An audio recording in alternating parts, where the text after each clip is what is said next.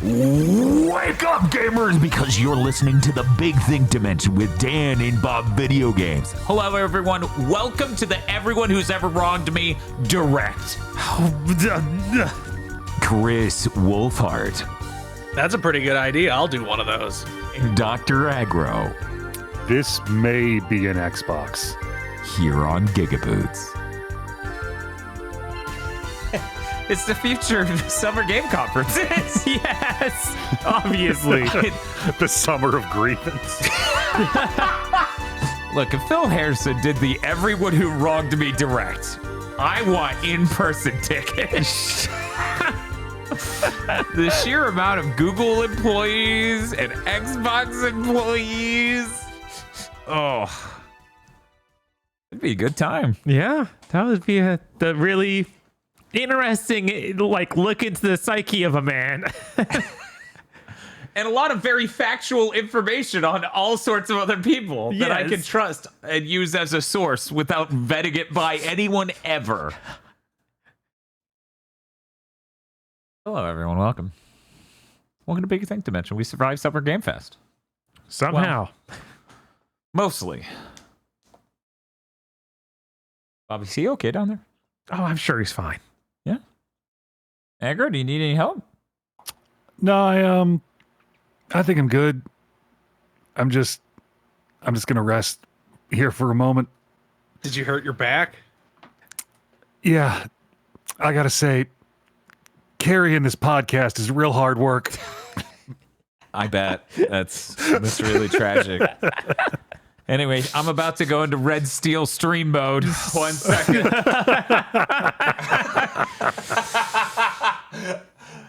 I look forward to the day. Big Think Dimension is at the worst time possible for me, and I haven't slept in over a day, and I just go, fuck it, this is the one where I fall asleep.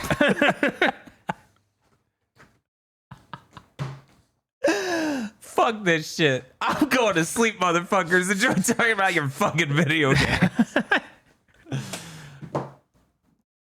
Let me tell you about my last week. I watched A Thing for a Thing, and it was good. But it was like a bitter pill to swallow and depressing a bit. And that was fine. I'm like, this is fine. Then I co-hosted The Last Seahorse, playing 6 hours of Doom the Dark Ages. Now, I've listened to weeks of Bob and Chris talking about their experiences with it, and at every turn, every single thing they said, I went, wow, that sounds like exactly what I hate in 7th gen video games. But here in Doom, for some reason, after we just got 2 really fresh ideas for Doom, 2 really different, really interesting, really compelling games, that sounds terrible. Then I watched the Civi review, and while Civi was positive, everything I saw in the review, I'm like, I don't like that. So imagine, as I watch and co-host The Last Seahorse, big Doom 2016 fan, kind of critical of Doom Eternal, play Doom the Dark Ages, and my brain turns to mush as I go, this is literally everything I hate. I'm the most consistent human alive. Bob, how is the dragon shit that uncool? It is a dragon. That is Right. That is fucking bizarre. Like, they weren't cooking. That's like, we didn't have time to make this a real thing. Mm-hmm. Yeah, Here's our fucking Infinity Blade ass mobile dragon game. Yeah. Swipe left, swipe right, swipe up, swipe down. Then there was melee ammo. Somehow a detail of the game that skipped every big thing about it is that they literally call it melee ammo, which is the dumbest shit. I forgot they called it that, yeah. Me and Seahorse kept cackling because you pick it up and it's a fist on the ground doing this. And it's like, pick up your melee ammo. Bob, do you get that fucking sword at any point? No. But the whole point was that it was his sword from the big war. They didn't think about that. He has a mace. He does have the flail thing. Yeah, the flail, the punch, and one other that if you bash punch enough, you kick, which is weird because it's That like is I weird. just picked up melee ammo and it was a fist. Uh-huh. Did I put the fist ammo in my foot? So that was a lot, okay? It was a lot to go through this. It was very traumatic. Oh, right. And then there's like a super powered mace. It's not on a flail, but just literally like you just bash him with a mace. That's like the last one you get. And then it's like in a lot of things in this game, it's just like the next one you get is just better. So you never use the old one again. So it's like, why'd you even make 3 different melee weapons? I don't know. So what I'm here to tell you is when thing I mentioned that was depressing, bitter pill to swallow, but good ultimately, and for content reasons that'll become apparent at some point, happened. And then I followed it up with 6 hours of Doom the Dark Ages. And then I followed that up the next day with the John Wick spin-off film Ballerina, which was described as a direct-to-DVD John Wick sequel. And Bob tried to describe to our friend who watched it with us, oh, Doom the Dark Ages is the Ballerina of the Doom franchise. You sort of get where I'm coming from. Let me put it this way. I've never used my phone during a movie in a theater in my entire life. That changed that day. That is how bad that film was. I'm like, fuck this. This is terrible. One of the only movies ever written with only macro keys. Where you're just like, what scene are we doing? Okay, there. We did this scene from the other one. Uh-huh. The whole movie's, we did this scene from the other one. They have no understanding what made the bounty scene cool. They had no understanding what made the sniper tension in one cool. They had no understanding of any of these things. They just said, we did them. You love this, right? And I'm like, you... So I've been through this. By the time I got to the theater, I'm like, yeah, someday we do John Wick 4 for Blessed Content Club, and then this for Cursed Content Club. That is literally the tier I'm at. I fucking hated that film. To the point where I'm having difficulty imagining the Continental series being worse. I can't imagine it. It's a streaming series, so I feel like it has to be, but I don't know how. There are all sorts of story reasons I could explain. I could tell you the plot of Ballerina. I could explain all these things in it. I could tell you about the endless cameos that go nowhere other than person from John Wick. Huh? You'll watch the movie now. We can't afford them for long. They're leaving now. And how nonstop that is the whole film. I could tell you so much about this film. But I don't want to spoil the movie's plot as thin as it is for you. I don't want to do that. I don't want to. My main feeling after watching it is just confusion. Just like, why did they make this? The idea that you'd make a John Wick spinoff to me is like, you could do something interesting there. You could have it about some part of the universe we haven't developed. You could see something new and cool. Instead, it's literally just all stuff from old movies. Like, it's a bunch of, the Ballerina, her whole thing is that she went through the same training program as John Wick. It's literally all the stuff we see in John Wick 3, just was nothing new to it. I seen chat, is she a girl boss? So that may be one of the worst parts. At no point do you feel like she is a girl boss. In fact, they have a literal song, and everything else about it is fight like a girl. And the major training things like, oh, everyone ever will be stronger than you. You need to fight dirty. So she kicks them in the balls. In a John Wick film. Boo. Reminder, Okay, female assassins are in 2 and 3 and are fucking incredible. And John They're in Wick one. himself fights dirty. That's not new for... Right? I'm not There's saying that lady in John Wick 1 that gets put in the infinite shot dimension because she went against the broke the rules of the Continental. Yes! like room of just mirrors except it's bullets. It was so good. I love those characters in those films. So imagine how disappointed I am when the main character in this is like, but I have to fight like a girl, which means I poke their eyes in with my thumbs and kick them in the balls a lot. And I'm like, you are the least cool female assassin in this entire universe. I guarantee you, John Wick got jumped by a lady in New York who had a better fighting style than you. Look, I'm not saying I don't believe you that it's bad. I'm just saying when you tell me, oh yeah, this movie's plot, female assassin just kicks guys in the dick for 2 hours. That sounds like a fun cinema experience to me. I wish it was actually that, because that's what the training montage sells it as. It's not what they do. No. Instead, it's just like all the fight scenes are just blatant. We took the John Wick fighting style and did it again. Like, there's nothing But worse. interesting. Yeah. Yeah, it's a lot of that. So it's really hard to explain in words exactly why it doesn't land. Yeah, like the John Wick thing is an easy thing to copy poorly. Yeah. It's also super weird to be like, John Wick's whole thing is how different it felt from other revenge stories. Is like, oh yeah, it's about him getting revenge for this dog. And this is a very typical revenge story. Like, there's not a fun twist on it at all. It's just like, yeah, this person is also, that was more personal.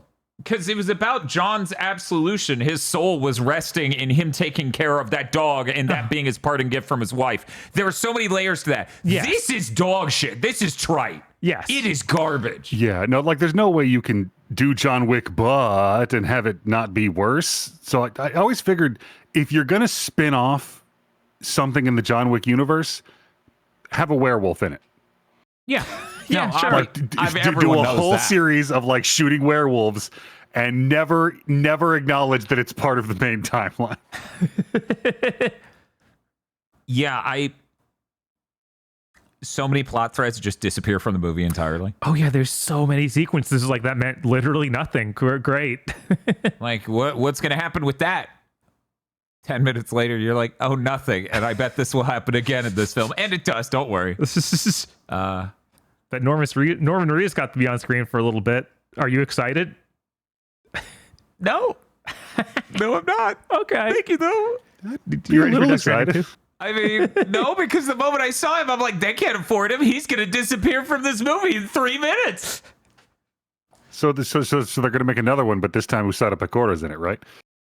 No. This. Aww. I want to see Pecora kick a guy in the dick in a Hollywood movie.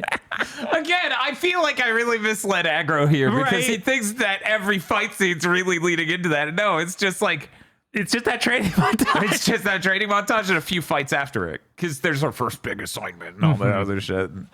See, now we need a movie set in the John Wick universe where some girl kicks a werewolf in the dick. Obviously. That would be an improvement. Are those steel-toed boots? No, silver. Oh. And then we pop up with, not from the director who brought you John Wick. Tiny text at the bottom, obviously, exclamation mark. It's messed up because this is the one directed by the guy who did Underworld. So this should have been the werewolf one. Yeah. Mm-hmm. Such a close miss, I know, they almost landed the plane. right? Yeah, so after all that, I shit you not, I had my soul so thoroughly sucked by this week.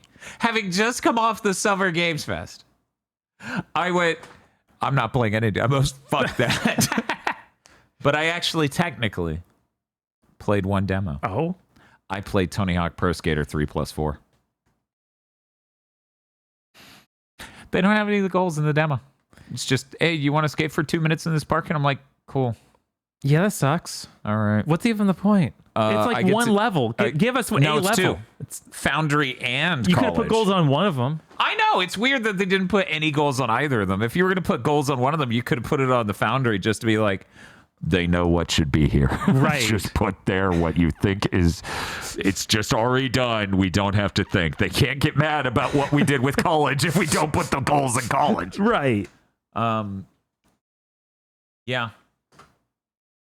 Yeah, I don't know. It's what you expect. It's Tony Hawk Pro Skater 3 and 4 in one package. I got to play the Foundry. I got to play the college, but there are no goals. Mm-hmm. So I just got to go, wow, this runs really good at like 120 frames per second or something on my PS5 Pro. Yippee. Yeah, it's good that Oh, there's Doom Guy. it's good to find out that they didn't screw it up. Like Iron Galaxy didn't just break the system that already existed. Yeah, no, they built it on the thing that was already there, which is The only that's way they what they succeed. do.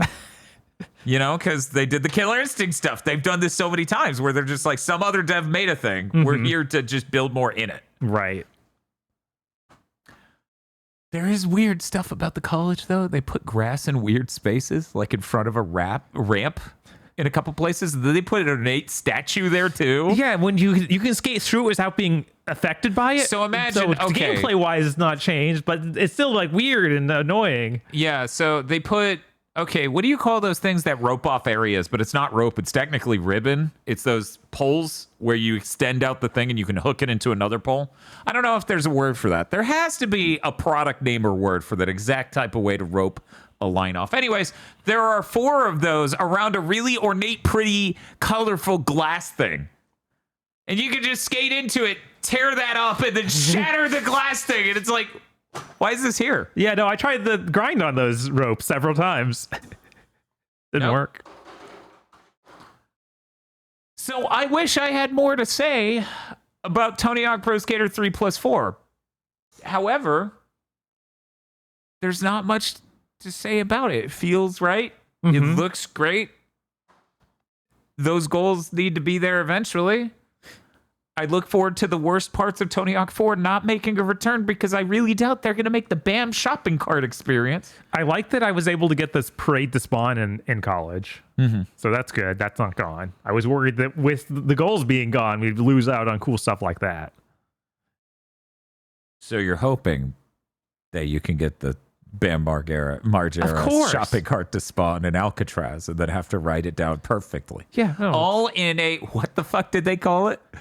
Fun 2-minute session. What the fuck did they call that shit a couple months back? The iconic 2-minute, ideal, optimized 2-minute experience. I'm like, what the fuck are you writing here? It's so classic, the fact that it's a 2-minute timer. I'm like, except for this is Tony Hawk 4. And classically speaking, I had 2 minutes to do an individual goal because they were an absolute nightmare. But, sure, whatever. Bob, did you have any other thoughts on that demo? Not really. I know, right? There's not much to talk about. Not much talk. It's kind of lame that it's just Doom Eternal model put in there. Like, that still is lame to see. Like, make a new design. Nope. Like, make him look skater-esque. Nope. No, that's hard. That's hard. Yeah, All I can say is them not including the goals for Tony Hawk 4. I don't have an opinion because I never played that game. I'm going to get real toxic if they do that to Underground. No, they can't do that to Underground because Underground is already the ideal. Tony Hawk Pro Skater 4 is a completely fucked up game for people who play too much 1 through 3, and they went, oh, these games are too short. Underground is a real campaign with a real story mode and actual cutscenes and a thing going on. There's no way they go, 2-minute session. I'm like, oh yeah, let me just 2-minute session Russia. Gonna learn a lot about Eric Sparrow in these 2 minutes. He's like running alongside you. He's the Flash now. Yes. Eric Sparrow's your reverse Flash. Oh my god. One moment. I feel like he didn't need to steal my stunts. He was already way more impressive than me. No, he had to steal your video of you making that jump and then pretend it was him. I still don't know how everyone bought that. He doesn't even look that much like me. Can you play as a girl in Underground story mode? I feel like you could have. And so that would have been even funnier to just be like, Eric, nice time. No, I don't think you can People play are as a girl saying yes. until Project 8. In Underground 1. Oh, they took out the girl in American Wasteland. You can't play as a girl because there's a romance story with the chick, and they were like, whoa. Lesbians? No way. Could you imagine a skater lesbian? That's like impossible, right? Take it out. For some reason, they did that in American Wasteland. But Underground 1, you could play as a girl. So it's even funnier to be like, Eric Sparrow, good job on that jump. By the way, nice ass. And he's like, thank you. Look, Eric is the master of video co-pilot training videos and replacing himself. He's like, all we have to do is rotoscope it. I'm like, learn the trick. Just go out there and stop being a wimp. No, I'll spend 300 hours. Did you guys know they brought him back in fucking Proving Ground? Yes. Yeah. But I still haven't beaten Proving Ground because Proving Ground sucks. Well, you don't like the fucking here's your meter that lets you control it like skate for a second? No, I don't like going aggro or being a rigger or whatever that third thing was. I don't like any of those systems. It's stupid, terrible, and I hate it. Yeah, apparently Eric Sparrow is going to be in 3+4. They're just like, we're going to put him in. which is funny as shit. Yeah, no, that's great, They're actually. correct to do that. I mean, I'm pretty sure he can still get that actor. I wonder if they'll scan him in. Make it actual, he'll look just like Deacon Days Gone. Oh my god. Please, you have to do this. Is Eric Sparrow Deke? I don't think he's Deke. I think he's someone else. Chat. No, he's Ben Diskin. Yeah, there we go. Ben Diskin. Okay. It's like He's young Xehanort in Justice and Trails of Cold Steel. imagining Deke's performance for Eric's lines and losing it. He's just like, Now, what the fuck, now man? Deacon Saint John. Uh-huh. That's a Tony Hawk guest character. Yes. Oh, yes. No, Sony should be making the moves to be like, hey, Activision, don't tell Microsoft, but what if? Hear me out. Whenever you nail some huge trick, he goes on one of those rants. He just has one of those screaming fits on the motorcycle. Yeah, you do. No, here's what happens. You do a special grind, a radio pops out of the skateboard and starts airing the podcast, and he starts screaming at it. He's just like, shut the fuck up! Ah! Anyways, modding community, we're going to need you to get on this. We need the Tony Hawk Pro Skater franchise to feature Deacon Days Gone. That would... See, and that's what, if Sony were at their full height of strength, it could happen. It could. But no, they're too busy throwing away every good game they ever made and everything that ever succeeded to greenlight way too many games as a services that won't even ship, seemingly. Mm-hmm. No, they're all coming out this year. We just haven't. They didn't feel like mentioning them at the Summer Game Fest at all. Oh, okay. Not even one show. Wow, that's crazy. We literally had a comment in the last day, I believe, on PlayStation's showcase from 2023, and someone going, oh my god, it's Concord, Marathon, and Fair Games. Yeah. Yeah, no, it was dire. Hey, remember how for the last 2 years we've been talking about how fucked all this shit obviously is? Mm-hmm. I'm getting real tired of this. Please look forward to the Xbox news later because holy shit. This might be historic. This one exact moment is a moment. This is the moment. This is the breaking news that is the single biggest thing to happen to Xbox in years. So please look forward to that. Which there's been big news for Xbox a lot, honestly, over the last few years. Yeah. Yeah. But this is it. This is where you put the landmark. Mm-hmm. This is where you put the sign in the ground and you go on this day right here. So please look forward to the news segment. Bob, yeah. I talked about Doom the Dark Ages. I talked about Ballerina. Yeah. I talked about the smallest demo in the world. Oh, I forgot to talk about the funniest thing. In Tony Hawk Pro Skater 3+4, when you get your special bar full, it puts the most egregious filter you've ever heard over the music. Oh, God, yeah. What was the deal with that? It turns it into a cacophony of sound. Luckily, you can turn that off in the options. I don't understand why anyone would want that. The whole point of Tony Hawk is listen to cool music while you skate. It's like someone truly did not understand how racing games use the filtering to make a moment feel more hype. Uh-huh. And they're just like, yeah, here we go. 7 Echo reverb plugins. Isn't this cool? And I'm like, no, you ruined the music. The dude from Virtua Fighter PS5 port showed up. Mm-hmm. Mm-hmm. Don't worry, I compressed it. Ugh. But yeah, weirdly enough, I think that's it. I don't think I got around to anything else. Just Tony Hawk Pro Skater 3+4. Bob. Yeah. You didn't play anything, did you? Okay, well, in that Surely case, not. Aggro, what have you been playing? Probably a bunch of the same stuff Bob played, so let Bob shit. go.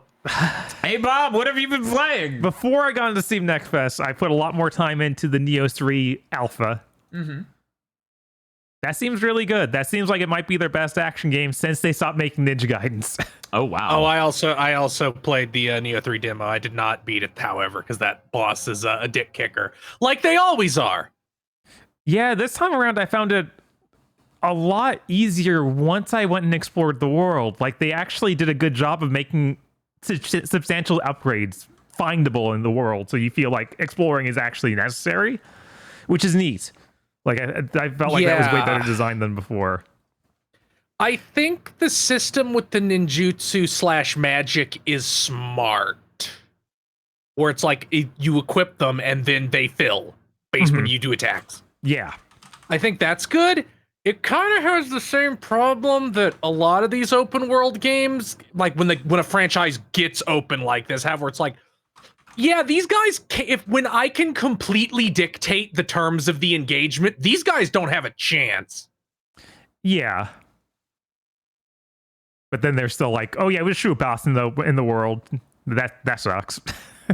Yeah, I also wasn't able to beat the asshole with the 4 arms that comes out of the super grave. Yeah, that thing is ridiculous. I couldn't. And beat he's that. also surrounded by annoying enemies, so I didn't want to clear it out every single time I wanted to attempt at him. Mm-hmm. That's an interesting new system though, because apparently the way that works is, like in the Souls games, the Nioh games have graves show up for where people died, but in Nioh you can like fight their ghosts and get an item from them. And this system makes a bunch of those graves around one of these super bosses, and if you kill the super boss, you're supposed to get loot from every one of those graves at once. I assume in the full game it will literally be, if enough people died somewhere, it will spawn one of these super bosses. Right, that's probably how that'll work.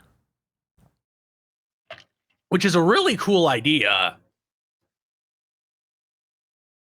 I'm also glad they fucking fixed the way elixirs work. I hated them in 1 and 2. Yeah, no, they should just Where it's just like like they do now. You get 3. If you want more than 3 at a time, you gotta find them or sacrifice gear, and maybe the little kodamas will give you some. Mm-hmm. And I hate that. It's the same shit that I hate in Bloodborne, where the blood vials and the bullets are actual resources you can run out of. Right. Yeah, that was always just like an extra step that didn't really add anything to the game. I really appreciated at the end of the demo, there is like a separated out area that's infested by demons. It just literally plays Ninja Gaiden music during it. Oh, that's cool. So that was really nice. I was like, man, these tough games that are really annoyingly difficult feel a lot better when you're playing good music instead of nothing. Are you telling me Man, music's important to a video game experience? Yes. Doom the Dark Ages begs to differ. Oh my god. Yeah, that's sure. Mm-hmm. Man, I think in both Nioh games, a Hayabusa was an optional boss fight. Yes. They should somehow make Neoman a boss in Ninja Gaiden 4. Like, you talk to a statue and it comes to life. That would be And pretty it funny. also, and he also cannot jump. Luckily, they finally had to jump into this games, but yeah, no, a dude like that shouldn't Yeah, be it able to fucks jump. me up. They should have put the jump on circle, because dodge was on X in 1 and 2. Yes, it was. It took a while to get So used to. I keep jumping. But I kind of appreciate it because, like, no, X is the jump button. It's fine. That's where it should be. That's where jumping goes. A jump is just sort of dodge. When you do Only beat in the Devil demo, May you Cry. get an air dash, so you can do an air dodge as the ninja. Ooh, Oh, that's really cool. Yeah. And they also unlock super running for the open world, so you can go through things a lot faster.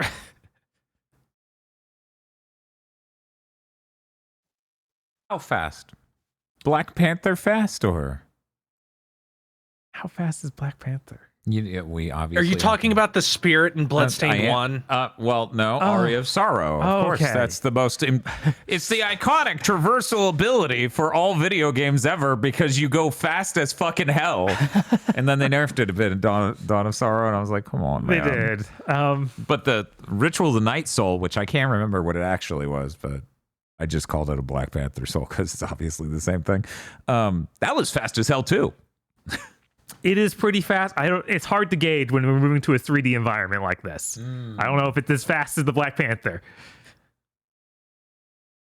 It's like, I haven't seen the Black Panther movies. I don't know. Is he really fast running, guy?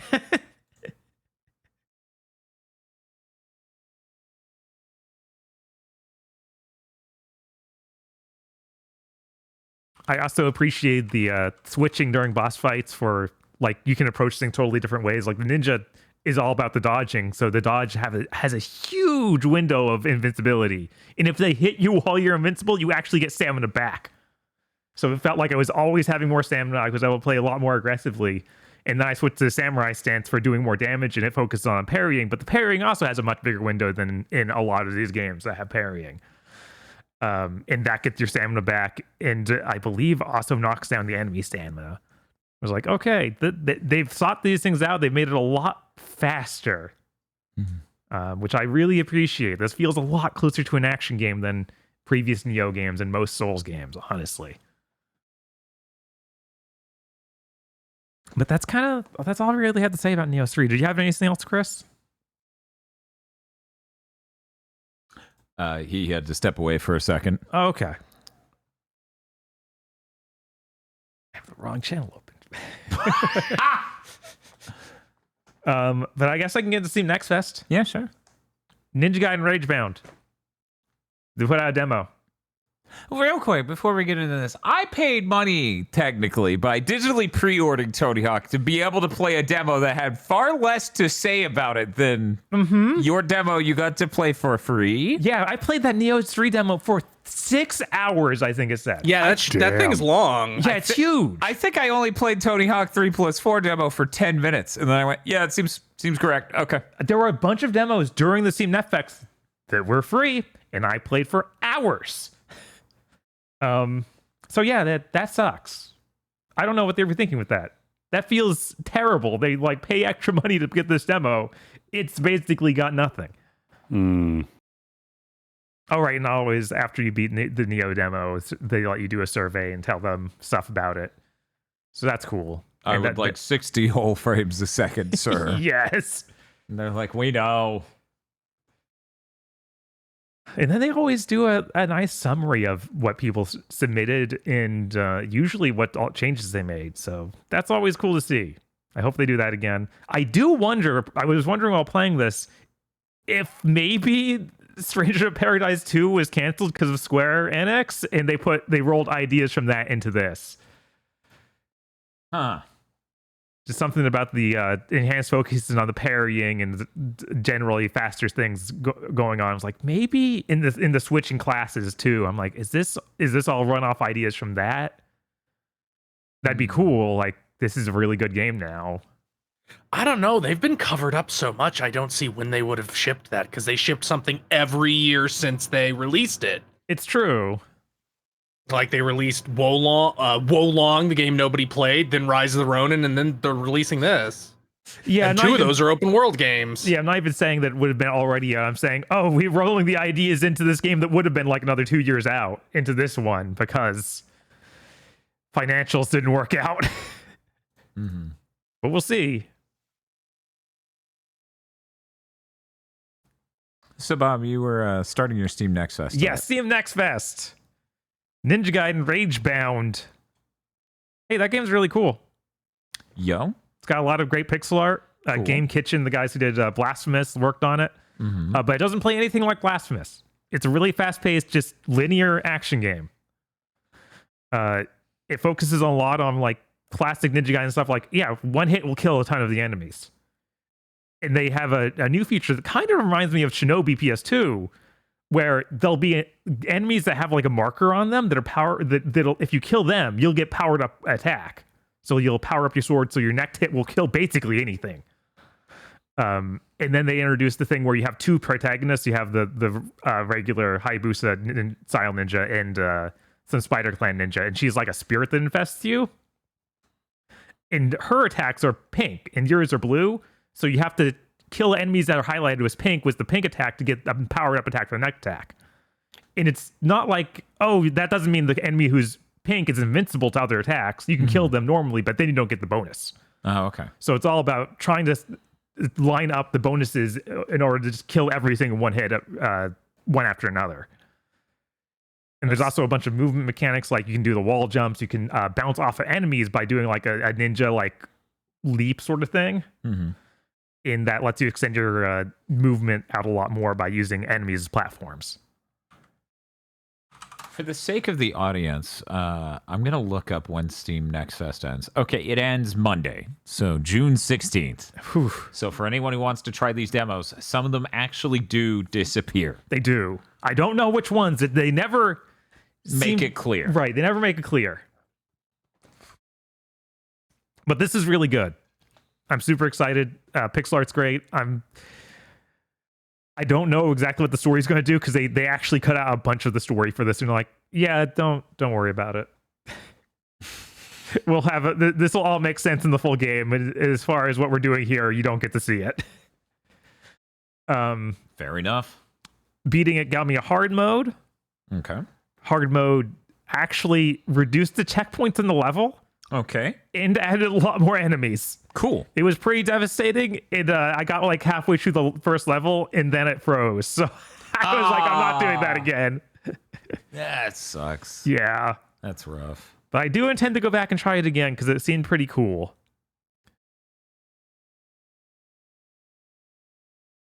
Did anyone else try it? Did they want to say anything about it? Nope. All right. As Yeah, I said, didn't actually have time to get to any of the demos that I wanted to. I had a There was a psychic couple, break but- after I had those 3 things and went, no. Right. Just no. I also tried out Hirogami, which is Yep. that origami 3D platformer we saw during the Sony show, right? Yeah. Yes. Yes. I think so. And I think one yes. other place, maybe. Yeah, maybe again. I thought it was pretty cool. You Aggro? Yeah, no, that's a neat little game. I feel like I wish it was just a little snappier on the controls. Yeah, I could use just a little bit more.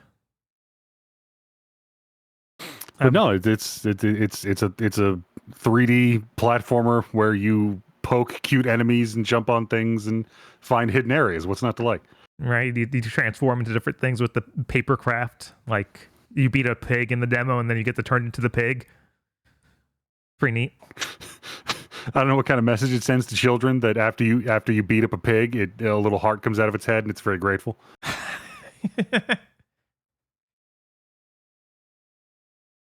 What is Hirogami teaching our kids? We need to investigate this. It's just helping them to prepare for the notion of beating up boars when they invade all major U.S. cities. Hey, Aggro. Yes. What is a more absurd plot for a thing? That thing I just said or the original Homefront? I'm gonna go with the original Homefront, Dad.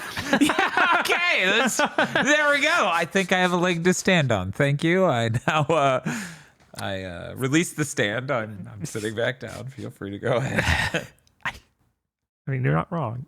There could be some sort of mass boar epidemic. It could happen. It could happen. It's easily engineerable, unlike a land invasion by North Korea.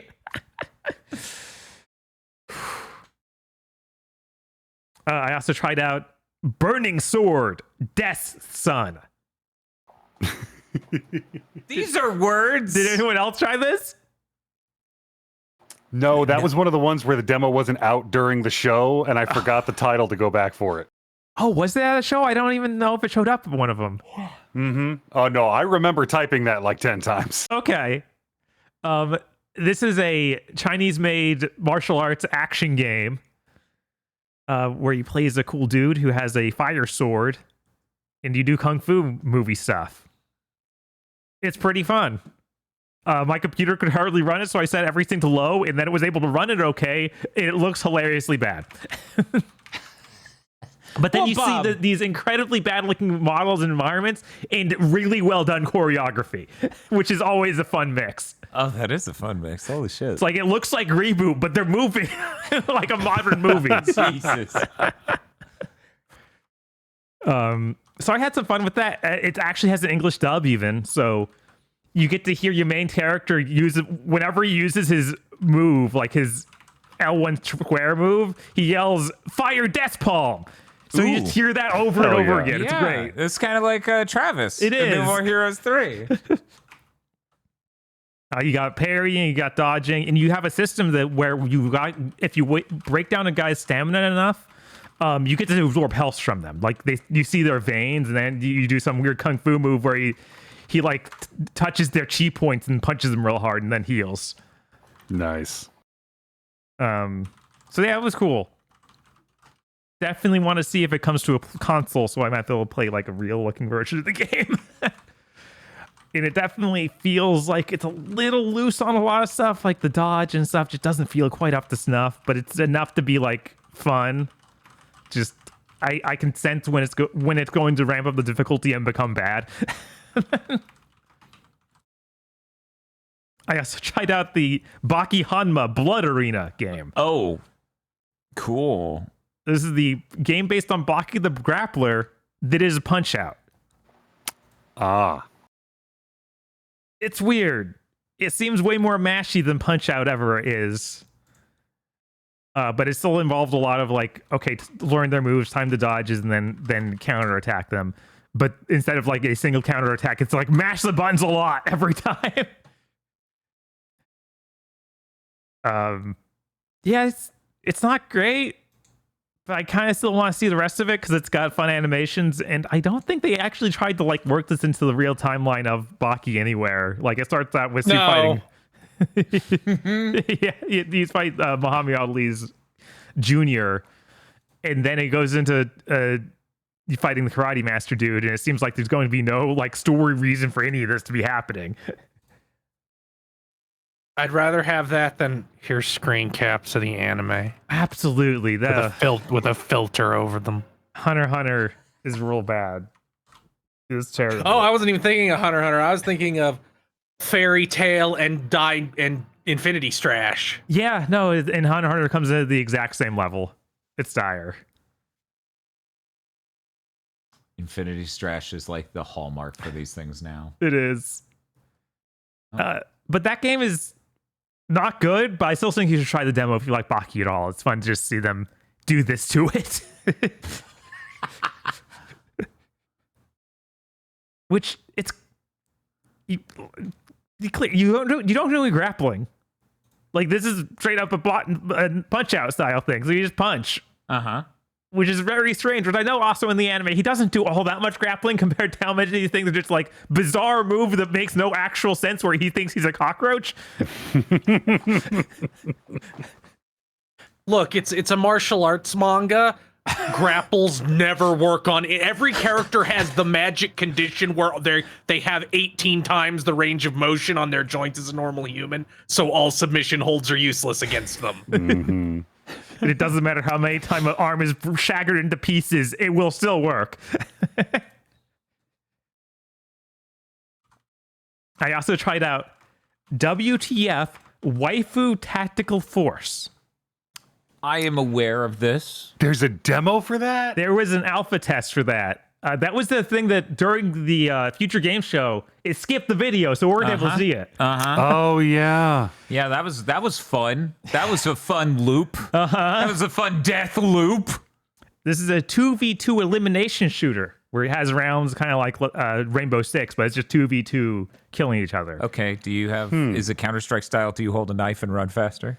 I didn't seem to be the case. You didn't seem to be able to choose the knife. You got just sort of very regular or like first-person shooter stuff. There seemed to be no gimmick movement at all, even though you are playing as like anime girl maids, and that seems to be the only selling point. They have a solid argument. Maybe I should buy.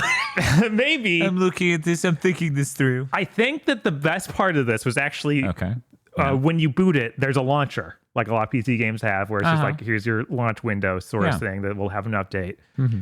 On that, there is one of the anime girls.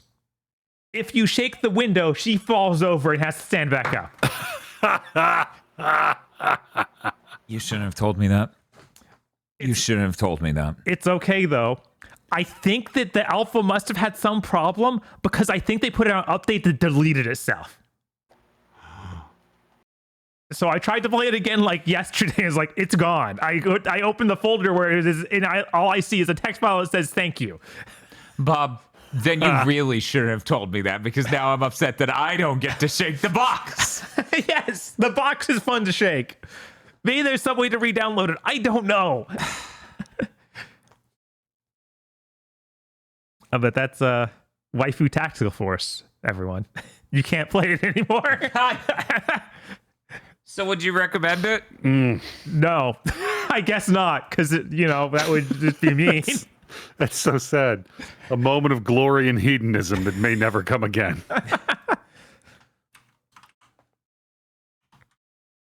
I also tried it out. Morbid Metal, which is a game that showed up at a few events over the past year that looked like it was going to be DMC roguelike, where you play as robots fighting other robots with a bunch of different moves and roguelike trappings.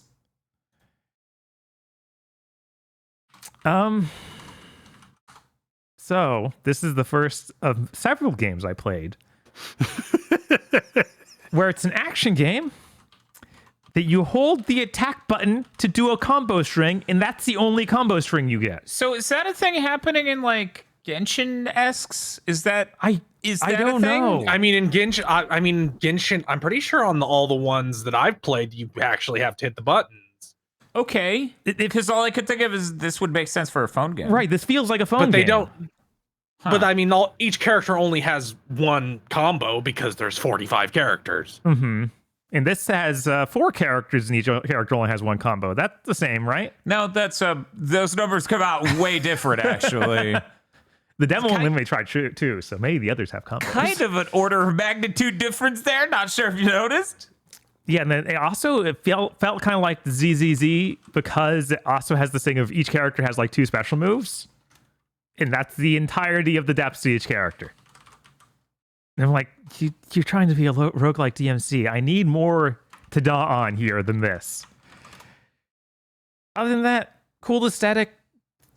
You got to play as robot with a gigantic like Asian style hat and a big meat cleaver. That's cool. Not much else was. I kept feeling like I was playing a phone game. Would not recommend it. Oh, apparently it's published by Ubisoft, which I had no idea. So this isn't just an indie. This is a guy like an indie with a good bit of backing. I was trying out Mina the Howler. Mina the Hollower. Howler. It's Howler? Howler. Mina the Awu girl. Yes. Yo, how that Awu girl? Uh-oh. No. It seems okay. No. You go back and you find a different sound to make. I don't like that. It has a few too many Souls-like things for me to be 100% on board for it. Okay. In what sort of way? Like, you died, you dropped your stuff, you pick it back up? Because Shovel Knight did that. It does that, but instead of the Dark Souls thing where you pick it up from the place it died, it's the Bloodborne thing where it goes into the enemy nearest to it. So you have to kill the enemy to get your stuff back. And a lot of times that's the mini-boss, so you just don't get that stuff back. Which sucks. Because I died to the mini-boss because the mini-boss was hard. Not because I wasn't prepared for him. I don't want to lose literally everything because of that. It's a top-down Zelda-like. Yep. Which many people know because this is a largely known game. This is apparently the year for it. Yeah, this is the next thing for the people to do Shovel Knight. Finally, after 10 years or something. But their twist on it is you can jump. And if you hold the jump, she digs into the ground, and then you can go underground for a few feet and pop out and jump higher. You like go farther and move faster when you pop out, which is kind of neat.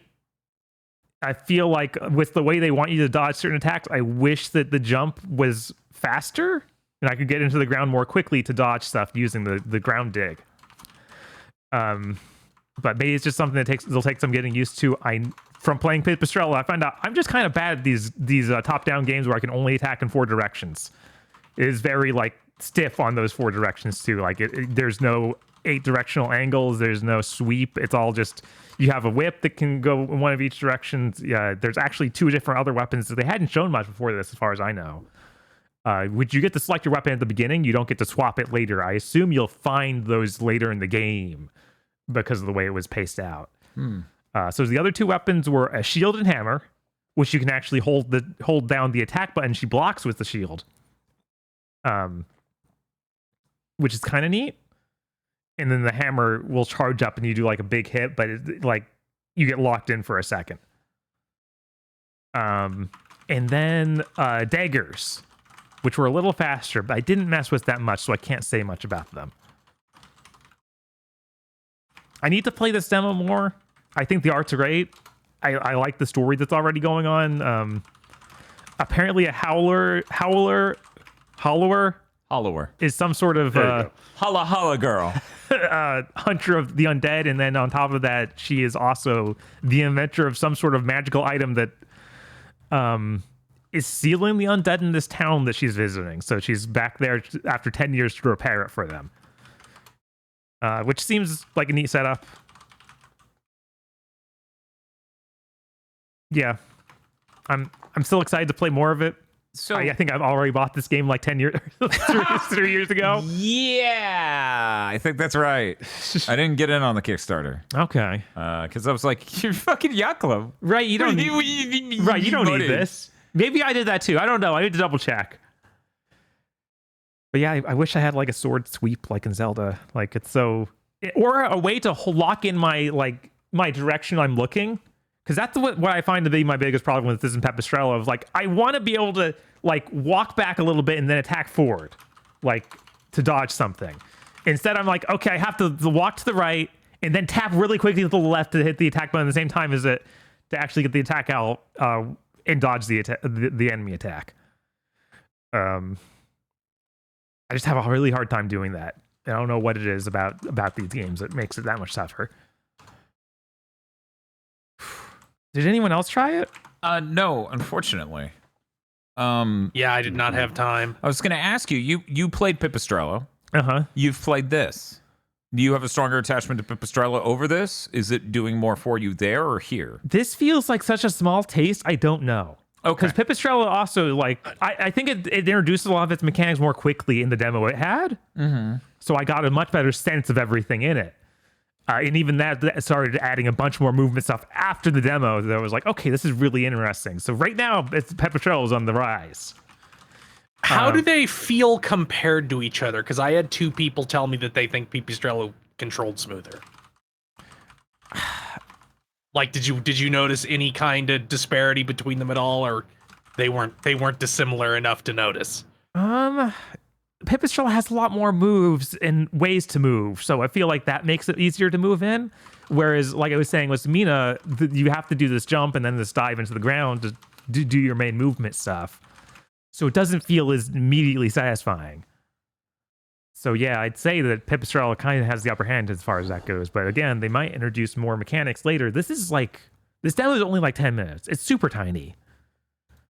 Which is kind of disappointing. It's like, I kind of wanted you to give me a good taste of the game here. But I guess it comes out in October, so it's not that far away. But I got a much better taste of Ninja Gaiden than this. When does Pipistrello come out again? Like, Dan, you played 3 hours of that. That came out weeks ago. Unless it was a demo for Nioh 2 or Nioh 3. Then you didn't even play half of it. Jesus. So yeah, it's funny to have had this game be announced and then come out so far after that now it has to compete with another game in the same genre, but looking like a Game Boy Advance game instead of a Game Boy Color game, and controlling better in ways. Yeah, that is wild. Right? It took so long to make and you're Mina. a rat variant. You're a bat. Uh-huh. You're a rodent of some You sort. are rodent adjacent. Yeah. Yes. 100%. It's messed up. It is completely bizarre that this has happened, and they beat you by months, and you're the people with an establishment of money and resources and other things. Mm-hmm. And your main difference is Castlevania. So weird. God, I hope Mina's good. Yeah. I've been really looking forward to it for a very long time now. Right? And it's really unfortunate that I had to ship in the exact same year. I don't want to have a game of the year conversation where we all just go, see you, Mina. Right? That's mean. Yeah, that sucks. That sucks bad. Another top-down Zelda-like I found this week with really good pixel art, Outrider Mako. So this is basically the story of Spirited Away, but imagine instead of working for an inn, the girl who gets transferred to this other world has to work for a delivery company. So it's all about going around this kind of, it seems like it'll be a pretty large area, collecting materials to then package and give to different gods. And it's a sequence of different missions to do that. So each mission seems to take you to a new part of the area where you get new materials and then package it up and give it to a god who then gives you like a stamp, all the stamps will eventually lead to you getting back to your world. What use does God have for a spindle of fabric? Then they smite you.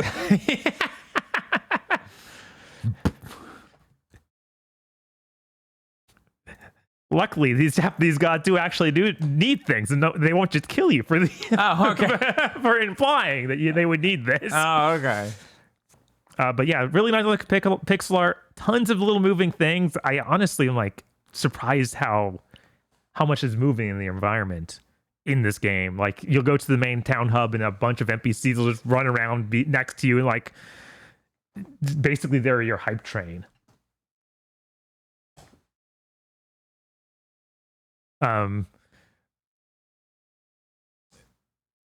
Let's see. Oh, right. And the way the combat works is really interesting. You have almost like a Sonic style spin dash attack, like homing attacks from the 3D games.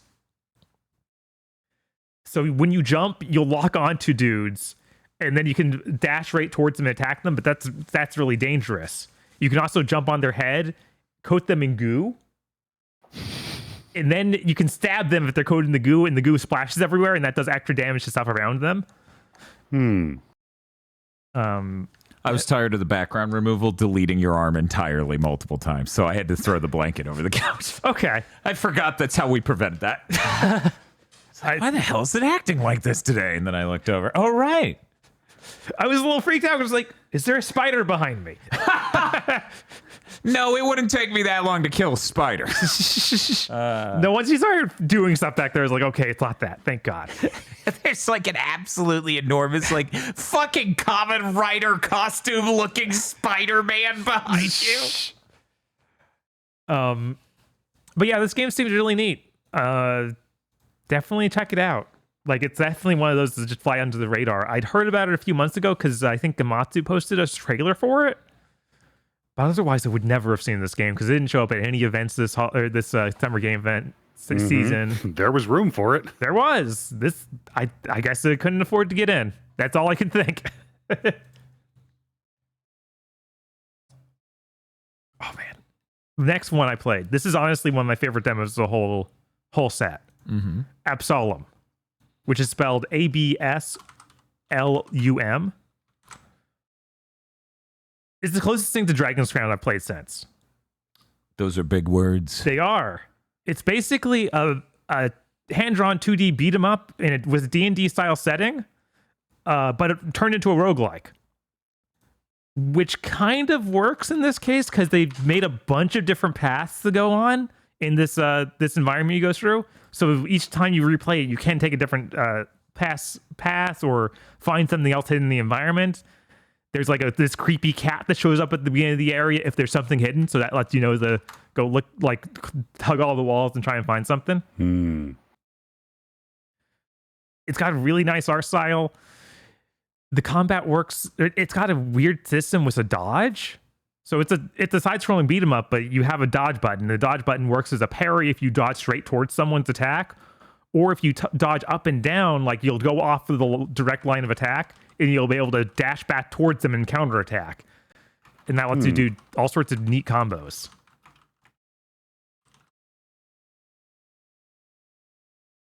The story of it's like you play as a group of oppressed wizards who are almost wiped out, but you the first mission you save the mom wizard, and she's like this pregnant lady who like is able to rebirth you with magic. Ugh. Yeah, it's luckily it's all just done through the energy. Like okay. like you just reappear. You don't have to go in. So you're revived? Yeah, you're revived. Not rebirthed. Yeah, it's weird. And I'm checking the Steam tags for this one. 1 second. I remember the trailer we saw this past weekend.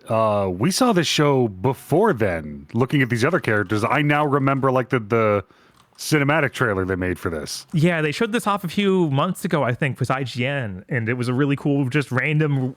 This week has a reveal sort of thing. Yeah, I did not know these were the same game. I would have downloaded this demo.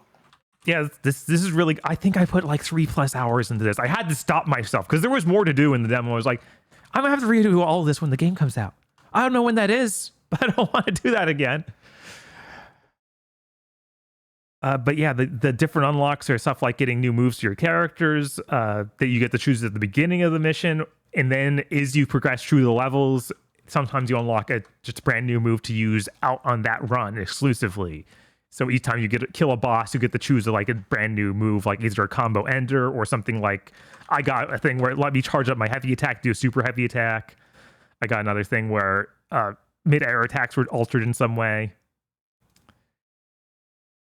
Lots of different things. You play as these oppressed wizards, but so far the ones in the demo actually weren't like your typical wizards. Like you get this dark elf looking lady who uses kung fu and then a gigantic broadsword, like gut style huge. Cool. And then you get a dwarf who's got a gun, and that's his magic. And I got a ninja / rogue themed character who has a mechanical leg and arm that has a revolving blade on it. And I assume the fourth character that they didn't show in the demo, I assume will be a traditional wizard, because it's weird to have this whole oppressed wizard story arc and no, just this is your wizard character.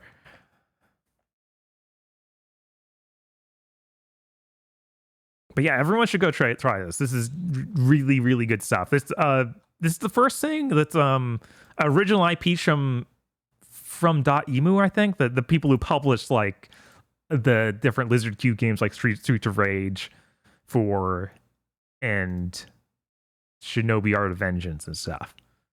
So it's really cool to see that they got a team together to make something this good. And the animation for the characters honestly reminds me a lot of like Skullgirls, like that style of look.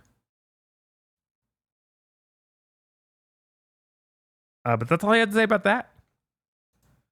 That was Absolem. That looks cool as hell. I need to try that demo. I almost tried that demo, but then I realized, what if it's even not great? After the week I've been through. I tried Dead as Disco. Okay, yes, I've heard of this. It is a feed your own music in action rhythm game, right? Yes. Which I assume the rhythm plays some part in the battles, but I was unable to discern exactly what. Now, for people who are new or do not remember somehow because of a tragic injury that has occurred since the last time it's come up, Bob is a human being. And I need you to understand, your current existing framework is not going to allow for the severity of this statement. So you need to understand, whatever you're thinking is worse than that. He has a complete lack of rhythm. Complete lack of rhythm. If there are no visual tells, he cannot guess the rhythm of a thing because he is a Time Lord. Okay, continue. It's got Arkham-style combat. It doesn't even say what exactly the music is doing. It's just like, yeah, you play the game to the music, and it has like the survival mode you can play where it's got a bunch of different songs. And I assume they all show their different beat per minute, so I assume it's going to affect something if you time the button presses. But it didn't tell me how. So I don't know exactly what it is, because it's not like it's not obvious like in Tango's game, Hi-Fi Rush. Okay. Where I was like Vanquish. where the moves will come out slower and things like that. your attacks seem to come out just the same no matter what. So I'm guessing that you get a boost for hitting him just on time. Other than that, it's a kind of bad feeling Batman Arkham game.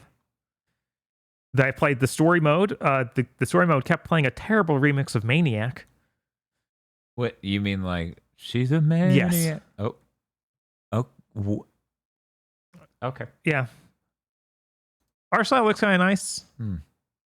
Can't really recommend it unless you really like listen to this bad remix of Maniac. Maybe you do. Maybe, I don't know.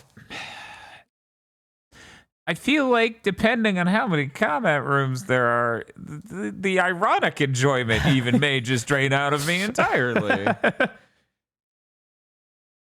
That was Dead as Disco.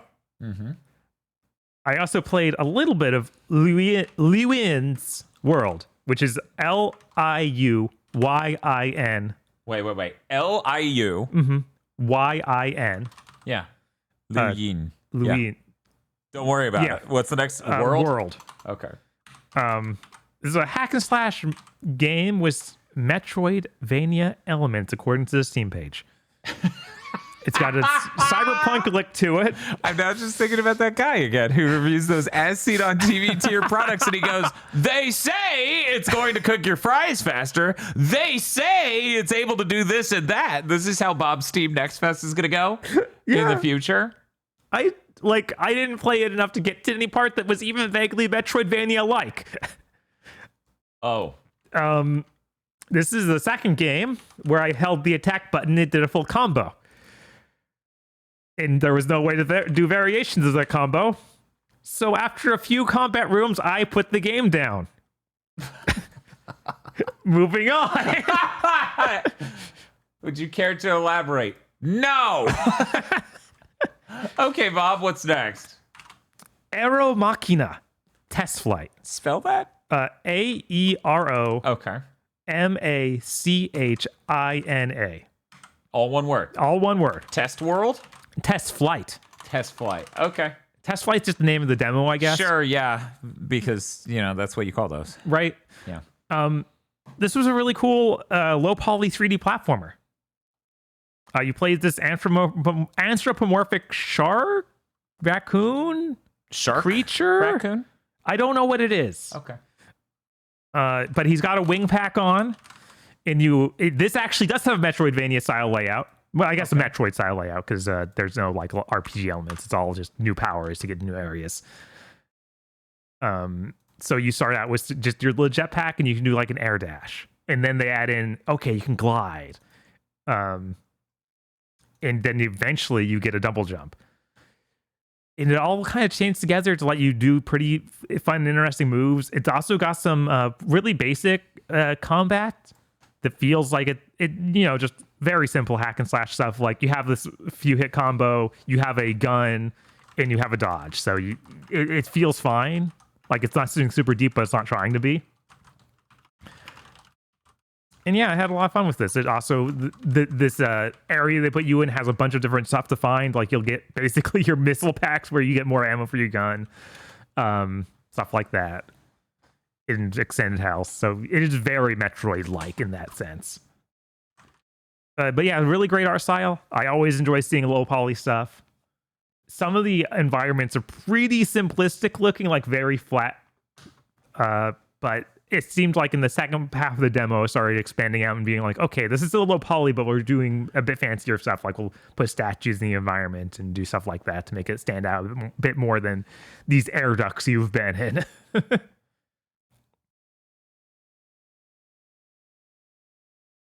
And that was Aero Machina Test Flight. Definitely go try it if you like 3D platformers at all. Yeah, it looks really good. Slack has also got some fun designs for characters that aren't playable that show up in cutscenes. Yeah, I saw that. I thought that people might fire off for that. Yes. And then the boss of it is like some pig man. And it has a pretty well put together boss fight. Huh. Yeah, I was surprised. It's like, seems confident on all angles. Crazy. I wonder if it was Godot. It might have been Godot. I'm not sure.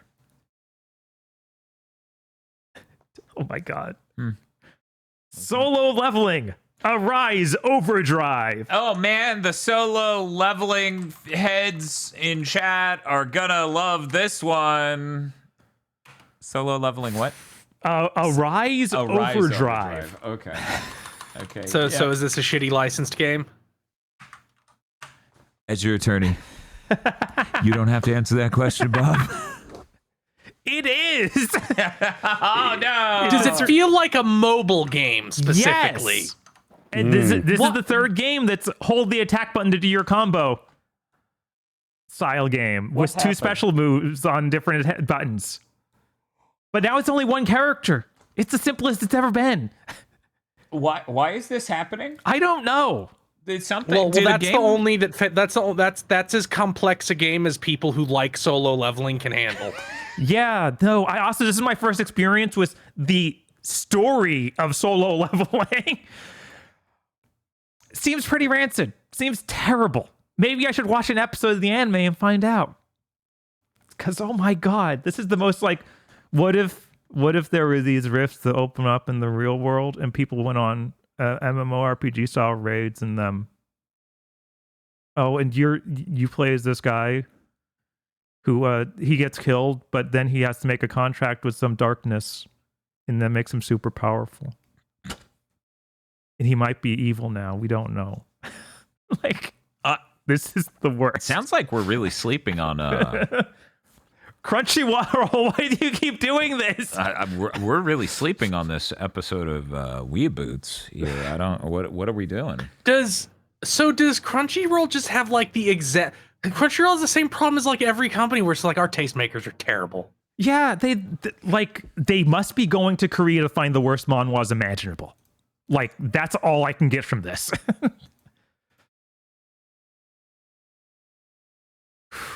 I fought a bunch of big ants and scorpions. Then there were really terrible looking wolfmen.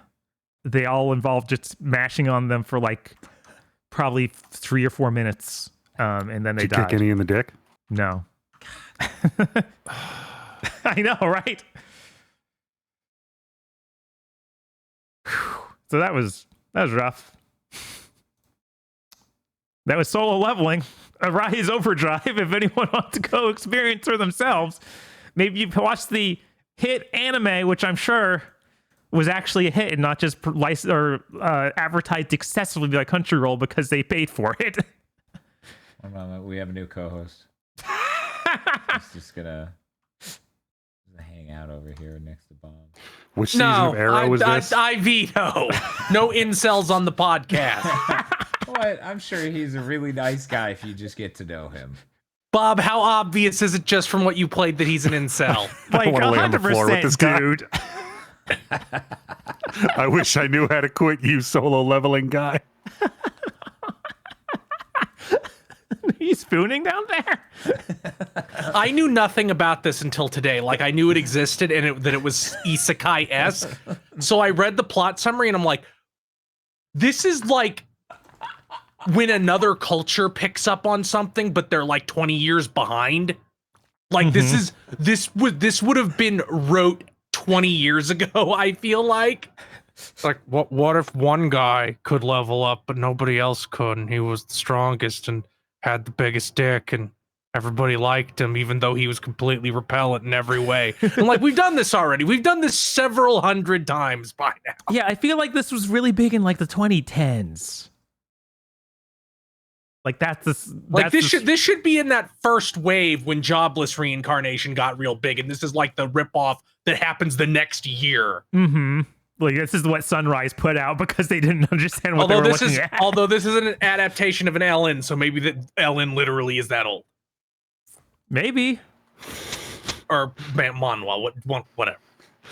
I know people call this the most AstroTurf show of all time, but I have seen people legitimately love this property, and I'm worried we are about to get mobbed by those people. Oh yeah, absolutely. Maybe look, I haven't seen. Maybe this game is just really bad representation, and this is an incredible anime. If you're not over 18, you're not allowed to reply to our podcast. You're not allowed to leave comments. That should filter out every solo leveling fan.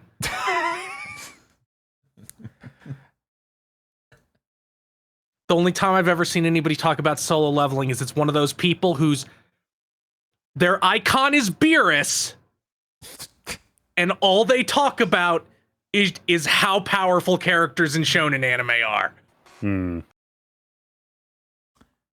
Sounds like this show is optimized for them, Uh-huh. Yep. I mean, it's about leveling. right? It's a system that's working. Let's move on. yeah. Gecko Gods. Yeah. Gecko Gods plays a gecko. Yes, that's right. Go gods. It's basically like Breath of the Wild, but you're gecko exploring ruins. Am I wrong? No. It's also much like Breath of the Wild. It's like, here, we made this interesting platforming challenge. Are you sure? Because I can just climb all of the walls. Right.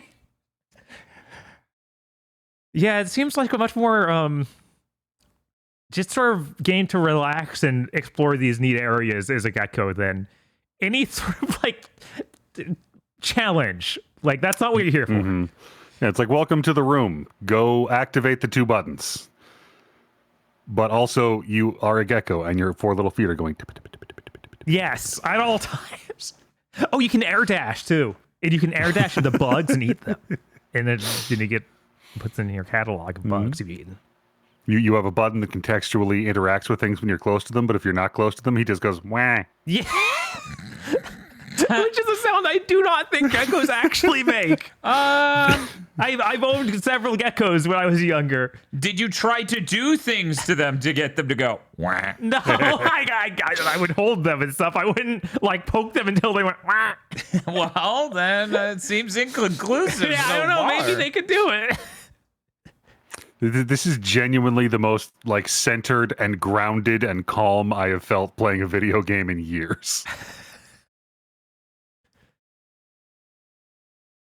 I'm excited for how big the world of Gecko Gods is because you get a boat at the end of the demo. Mm. This sounds amazing. It is pretty great. It also ran really well. Like, I was able to just run it at high settings. I think it locked like 120. Mm-hmm. Crazy. Did you have anything else to say about Gecko Gods? No, that's basically it. Yeah, no, it's simple and powerful. Sometimes you just want to play as a little guy. Mm-hmm. In the last one I played this week, Oko the Exiled. It's OKKO. OKKO got a Yes. The Exile. The Exiled with a D at the end. This is a side-scrolling 2D action game with pixel art. Pixel art looks really nice. You play as this Yeah, it does. little dragon boy.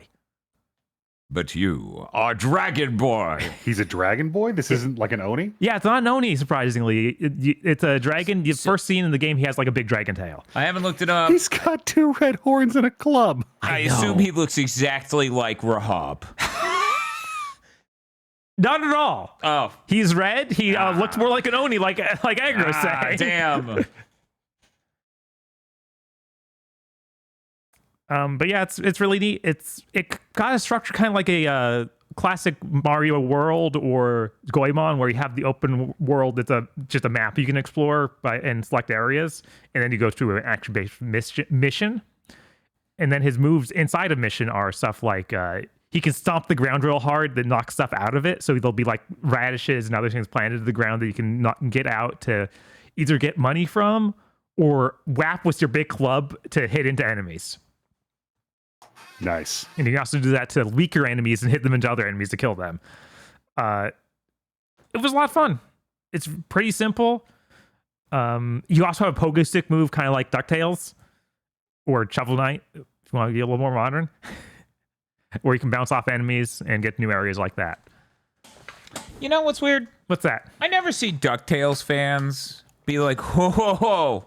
I don't know that this is that much like DuckTales. You're just pogo bouncing on your cane as an old man. And yet I hear Dark Souls fans be like, yo, it's not that much like Dark Souls. You just use a bonfire that respawned every character on the map. Not that much like it. No, How does that happen? I don't know. It's weird. It's weird. It's probably just because it's so old. That's it. Oh, okay. Yeah. All right. Duck Souls, one ducking moment. We got a new genre. Oh yeah, Fire up the AI game making press. in Nioh 3 is the ninja. You can do jump off of enemies' heads like like DuckTales, and you can jump over them and get over them like that. Dan, that's because every DuckTales fan is 40. That doesn't stop that. First off, no, because these might even be the same person who can identify this but not this. Secondly, I'll have you know I know at least 2 DuckTales fans who are under 40 barely. This is where I admit I actually don't have a huge commitment to DuckTales, but it seems like a really cool game. I should beat it sometime. I don't know. I feel like I must have beaten it back in the day because I actually owned it. Yeah, I didn't own it. But that's everything I played for Steam Next Fest. Again, that was Oko, the Exiled, Which is OKKO. but not related to the licensed property OKKO. No. Or OHKO. No. Or welcome to the NHK. Also true. Right. Not related at all. Bob, did you do anything else? No, I was just playing You all these eating- demos. You eat any interesting food? I love throwing a I wrench at actually these did. bastards in I the did. comment section. Let's fucking go. I was up really early, so I went to Edgar's Bakery. Edgar's? Edgar's. Okay. For breakfast. Uh-huh. And I should have gotten something with bread because, it's a bakery. Why didn't I do that? I wasn't did thinking you because do? I was really tired. Wait, what'd you do? I got their breakfast bowl, which is the fanciest breakfast bowl I have ever eaten. You know how that's always like, oh yeah, this is just a pile of junk on the menu. Instead, that's a rude way to put it. there's just an unclassiness about that.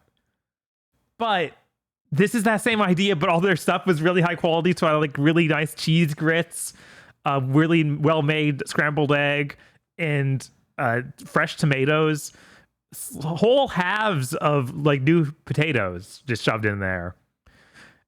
It was really good. That's fucked It up. was excellent. This is fucked up. Like Chad, that, I'm starving. that This cheese, is- the cheese grits were basically a sauce. Oh, That's how good they were. were. Oh, when does this place open? I think they opened at 6:30, and they stopped doing breakfast at 10:30 though, so you have to get in. I'll just stay up until they're open. Right? I'll just do that. I took a picture of this thing, so I'm gonna look at this and It see what else. says Monday through Thursday, 7 to 6. Friday and Saturday, 7 to 7. I'm so sad. I'm full of such sadness. Okay, also had onions, sausage. The sausage was also really good. Why did I do this? It was a really good thing. I need to go back there and try their other stuff. Like they have a huevos ranchero, and I think that'll be really good Oh, that's considering how cool. good this was. But I also should try the bread because they're a bakery. Although they mostly do cakes, like they seem to be mainly a cake thing. In cinnamon rolls, their cinnamon rolls and orange rolls are excellent. I've gone there previously for those. Which they serve all day. Like imagine a cinnamon roll that's a creamsicle, and that's what their orange roll is. That sounds delicious. And they also do one that's like got glazed pecans on it. It's really good. So that's all I have to say about that. Cool. Thank you, Bob, for sharing. I'm now miserable. Hey, Aggro. What have you Hey, been playing? Dan. Do you want me to talk about the demos I played or the grits I had? I don't know which ones you want to start with. Grits. This morning I made some grits, into which I added 2 Roma tomatoes that I had minced, shredded sharp cheddar and pepper jack, and I had not like half-inch by quarter-inch strips, basically like Spam confetti. I'd cooked that off in a pan, added that in there with some Tapatio hot sauce and some real coarsely ground black pepper. Ooh. This sounds delightful. It was amazing. It was 50% almost tomato to grit ratio. Okay, well, It was incredible. here we go. I'm just going to go ahead and inherit the full powers of my mother in a car trip and just make the most obvious joke. Where's mine?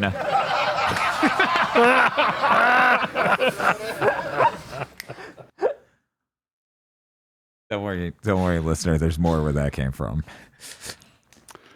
So, unlike Bob, who was a coward and just went to the Next Fest page and looked at demos that might be interesting to him, I played a bunch of those demos that showed up at the shows we watched. Oh, there was a new tier of demo that I played like 5 minutes of. It was so bad I didn't want to talk about it.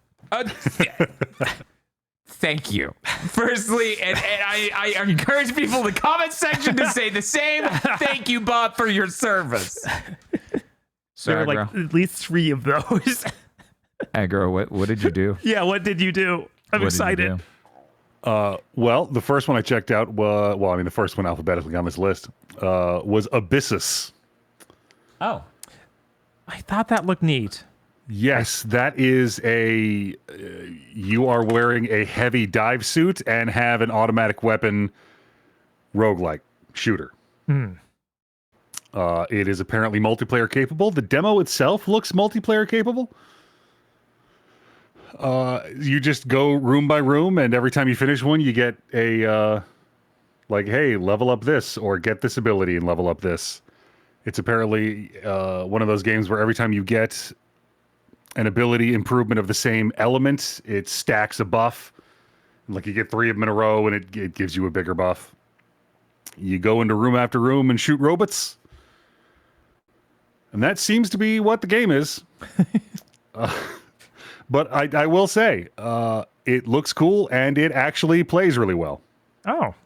Which is more than I was expecting. I also played Allogloom, which How I believe the is how hell that's pronounced. Do you spell that? Right? ALLO Gloom. GLOOM. Okay. Allogloom. This is a hand-drawn art 2D point-and-click adventure game. Set in a forest, apparently populated by people who, having grown up there, don't think it's weird that they live in a forest ruled by glowing golden moths that eat meat. Oh. Yeah.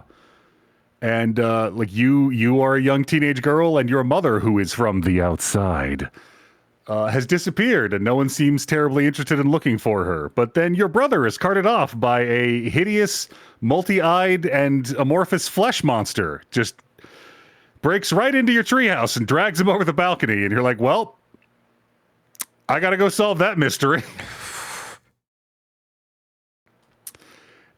It is delightfully gruesome, and as with a lot of point-and-click adventure games, maybe sometimes clicking on stuff takes too long while your character walks all the way across the screen to get near it so you can pop up the new window with it, but it does seem like it has an interesting story to tell. I'm actually looking forward to this one. Yeah, does it seem like it's going to be like a point and click where it's focused on like the puzzle solving, or is it more like the story elements? Clickable object for clickable object, I think it's more about like looking at all the cool stuff and reading the notes and getting the story. Okay. Like the most complex puzzle interaction in the demo was get a stick, get one of those 3-pronged garden tools, find a string to tie that to the stick to reach the high thing.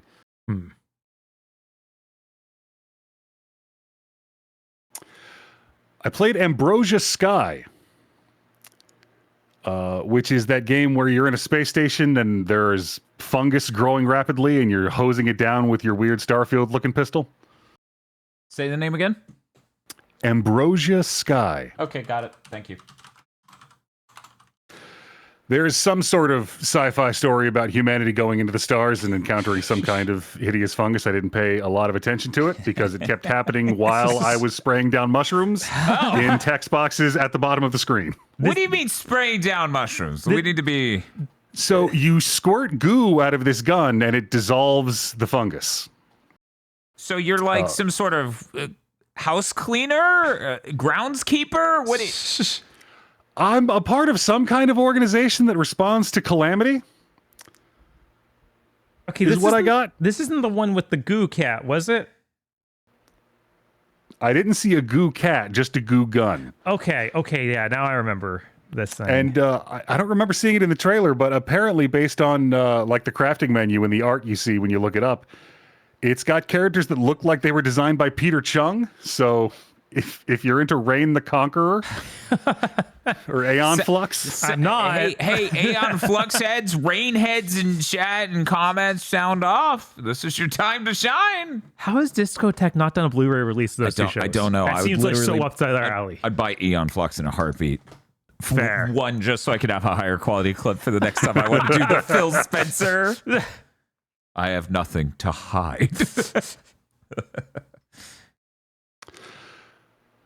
So the demo I played, you know, you're going around rooms, power washing mushrooms away. They often have fruit on them that you collect by spraying the mushrooms around them, the fungus or the stalks, in such a way that they fall to the floor without you hitting them with the goo, because that damages them.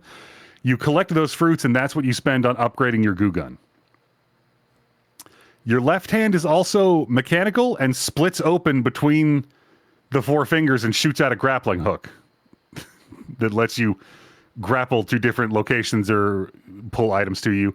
It's a very interesting concept that played pretty slow and clunky. In a, oh, they weren't kidding, this is an early build of the game, I think they're just not done tuning it sort of way. Hopefully they can raise the level of Power Wash Simulator by the time it's out. Yeah. Near the end of the demo, they gave me, like, instead of just regular goo, I could now shoot fire goo and electric goo that would actually leave fungus-looking stuff on the ground. So I think I'm going to be puzzle solving by, like, running electric goo wires from this thing to that thing. That could be neat. It's up being the talent principal again. Like, Aggro! How did this game also end up being that? Dan. Yeah. Prepare yourself. I'm preparing myself. I also played the demo Oh. for Baby Steps. Oh my god, it's real. I didn't know how to demo. And you didn't stream it? I did not. Oh my god. You're lucky it's not easy to gift people copies on PlayStation because if people knew when the game came out, it would just start showing up. What did you think of Baby Steps? This game was really neat. Like playing it doesn't seem that hard for a Rage game, but it is unforgivingly setbacky like a Rage game is. Like I spent 20 minutes walking up this hill, and now there's a short gap that I need to step over, and whoops, I fucked it up a little. Sliding down the hill for a whole minute. Awesome. Yeah, that's the game.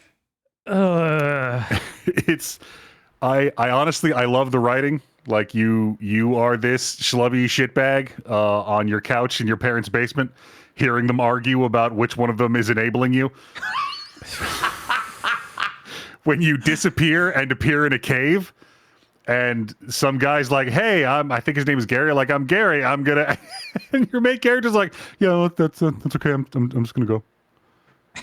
Are you sure? We can get you some shoes. Yeah, no, I don't need shoes. I like being barefoot. I'm just gonna leave. I'm just gonna go. I'm gonna go over there. And every time an NPC tries to interact with you, you just lie about already knowing what they're going to say and being completely fine, so they'll stop interacting with you. Oh my god, that's terrible. No, that's fucking hilarious. It was honestly a little zen getting into the rhythm of holding a trigger to pick up a foot and using the stick to move the foot, letting the trigger go to let the foot drop. Mm-hmm. And just, step by step, keeping your torso above your feet. I got into a nice zen rhythm just walking across the landscape. I would consider playing this game if I didn't just, I don't have it in my soul to play rage games. I don't want to do that. I spent 15 minutes walking up the hill and it's all gone because between me and the game, one of us fucked up and now I'm sliding down this hill. I don't want to climb that hill again. I don't want to learn the meta narrative about not giving up and persevering. I don't want to do that. I feel like this is the first time I've heard a rage game used as a genre for this. I mean, we didn't know anything about it. It's only now a demo where it's just like, haha, you slipped up slightly and then you fell a shitload like all those popular streamer games. I think he's talking about the term rage game in general. Yeah, no, that's like streamer. this. Okay, that's Getting over streamer bait. Yeah, it's sort like of. Happy Wheels and getting over it. Yeah, Okay. And then people go, I lost all my progress. And then chat's like, haha, shut up, Mike Stacklasa, because I come from a parallel universe where the Star Wars review from Plinkett didn't do well. Mike Stacklasa's first live stream did. Jesus. Also, Rich Evans is jacked as shit and has a full head of hair. He's famous and everyone loves him. He also, the new Bond made by IO Interactive looks like Rich Evans. Awesome. Finally, we did it. Man, when am I going to get to see Usada Pecora in a Bond game? That actually sounds great. Yeah, it does. Oh my God. She's the new Money Penny. Just making her dub the whole thing in English. I listened to Aggro talk about it. I'm like, yeah, that's a really good setup for this game, and it's very fascinating. It has changed his tone of interaction with everyone. Like, it's really colored in his character, as shown in the trailers immensely. And I'm like, God, if I buy it, I would want to stream it because it's so obviously for It's that. streamer bait. Uh-huh. Like, So obviously for that. so I guess could it be our first streamer bait game we do? Oh no, I don't know how we're supposed to. I'm like, well, the fun thing with a gimmick like that is you're supposed to dress the part, right? I'm like, how do we dress the part of it that I just imagine both of us wearing bald caps and pretending to be that, what is the Lionheart streamer guy? Oh my God. Okay. Just, I was like, I was going to say, like, gray thermal underwear is not a high bar for a costume. Northern Lion, thank you. Yes. So, no, we are not going. There's literally no way in hell you're getting me to wear great thermal underwear. But yeah, no, we just get the camera that's really close, and you and I need to speak in a more like content creator like voice. Authoritative. I think I can do that. And then I'll just go on insane monologues, and you'll just be there while I do it. You're so right. No, like, Dan, you dress like Northern Lion. Bob dresses like Muscles Glasses from Epic Mealtime. People are like, what is this? It's like mom just came home and the house is fucked up. That's the tone every viewer would have coming in. What is this? What are you two doing? Go to your room. No more Xbox. Xbox, go home. So yeah, Baby Steps is fun to play. I recommend you check out that demo. I got the demo for Cast in Chill. Oh yeah, I meant to get this one. Totally forgot. Cast and Chill? Cast N Chill. Okay. This is a gorgeous pixel art fishing game with, I'm pretty sure, the most beautiful water I have ever seen in a pixel game. Huh. Gorgeous, like mirror smooth, and mechanically, like you row the boat out into the lake, you hold the button to cast, and as your lure sinks, the camera switches down below the water line, so you get that cool, like you lose the reflection of the mountains and the trees and sink down below the boat, and now you see up from under. It's so pretty, and it's exactly what it says in the tin. You cast, and you chill.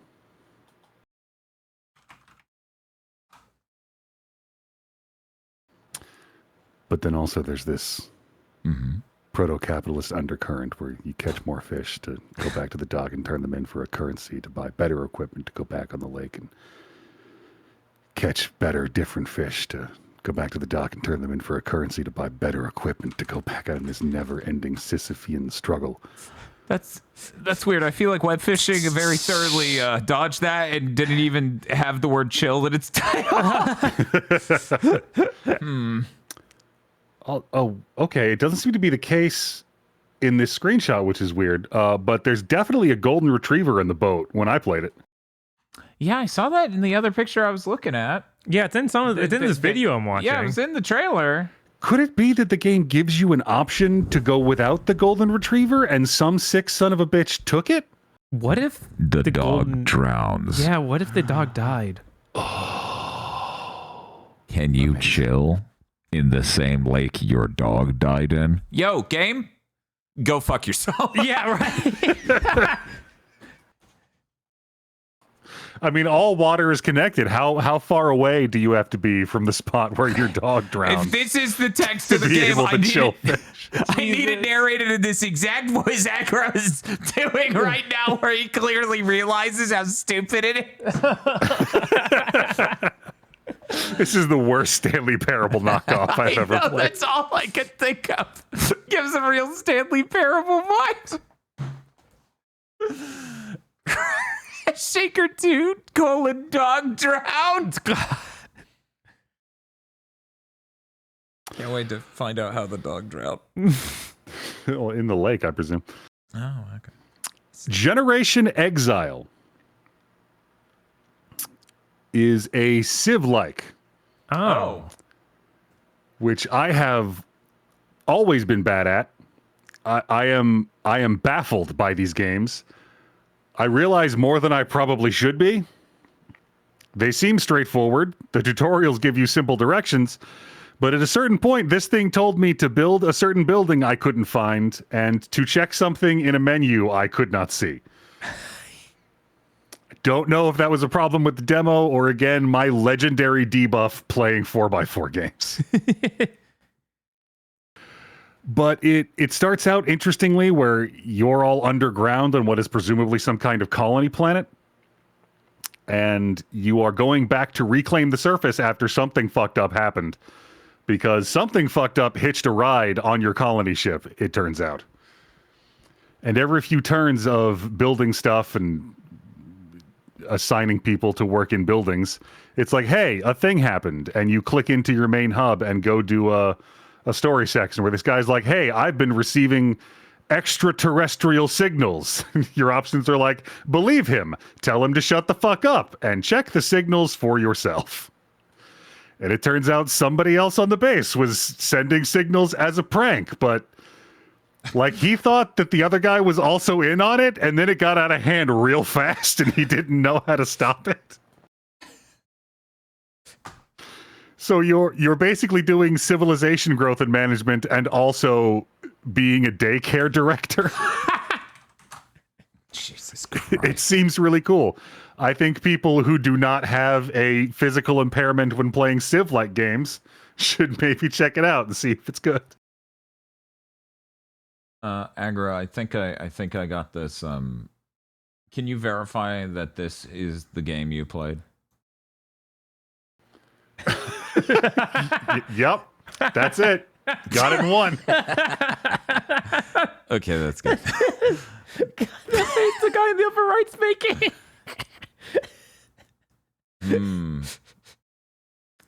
Tag yourself. I'm definitely that guy, top center, who just seems a little upset that the photo's even happening.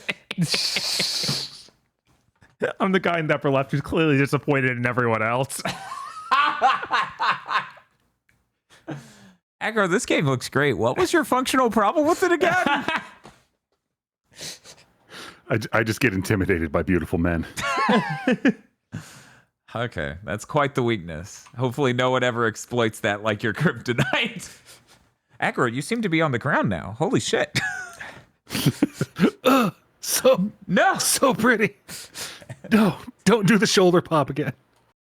Well, see, that's funny. Normal pretty boys do that to Aggro, but then we have like pink pretty boys, which do a different effect. It's like the Superman thing, the different kryptonites. We get real goofy. Jesus. Aggro, did you play anything else? I played Hark the Ghoul, which is a PS1 sort of. It's a Souls-like. It leans heavily into Bloodborne aesthetics. Huh. Those two descriptions are most of everything you need to know about this game. Although I will say it does stand out in having interesting level design with little hidden rooms and twisting corridors and ways to double back and gain height. That is an important part that a lot of people miss from making a Souls-like game. Mm-hmm. I forgot my previous life hack of do not look up normal pictures. Look up GIFs. Those will give people any idea what the hell it looks like as it shows things. One of the first items I found at a little out of the way alcove was a spell called Magic Stone, where for casting spells, you hold one of the trigger buttons down and the magic circle starts manifesting in front of you. And when it's complete, you can let it go and the spell will go off. Magic Stone manifests like those multicolored stones like you get in Souls games, except they're the size of beach balls and they just drop on the ground right in front of you. And you can use them as a light source or you can kick them at enemies.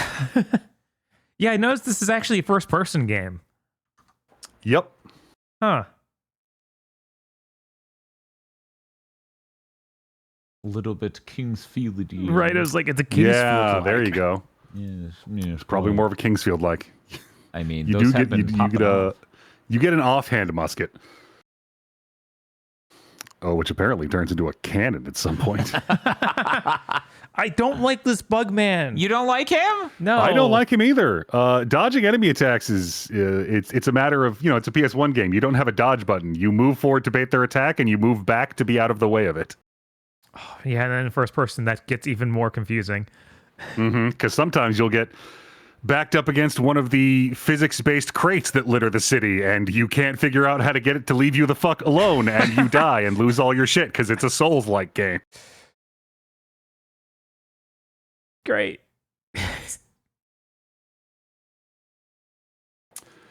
Very briefly, I played Hell Clock. Hell Clock. What if Hades was Diablo and you had a gun? So Diablo with a gun, you say? I assume there's roguelike procedurally generated stuff. Okay. That's the Hades part.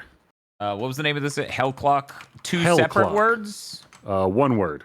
Ah. This is the one set in northern Brazil during that conflict I'd never heard of. Oh. That one. Yep. Also interesting note about this one, when I booted it up, it was running at 24 frames a second, and I thought, that's not correct. This game is not that taxing looking. I went into the menu, and it was just set to run at 24 hertz. What did you have it hooked up to? Your laptop monitor or? Yeah. Okay, that's bizarre. Yeah, no, I had there was some other demo I played this week that did that. It started at 24 hertz. I was like, why? And then it was even weirder where it's like, oh yeah, then you can go up to 74 frames per second. It felt like these numbers were chosen arbitrarily. It was like, instead of 120, it'd be like 135 or something. I was like, what is this?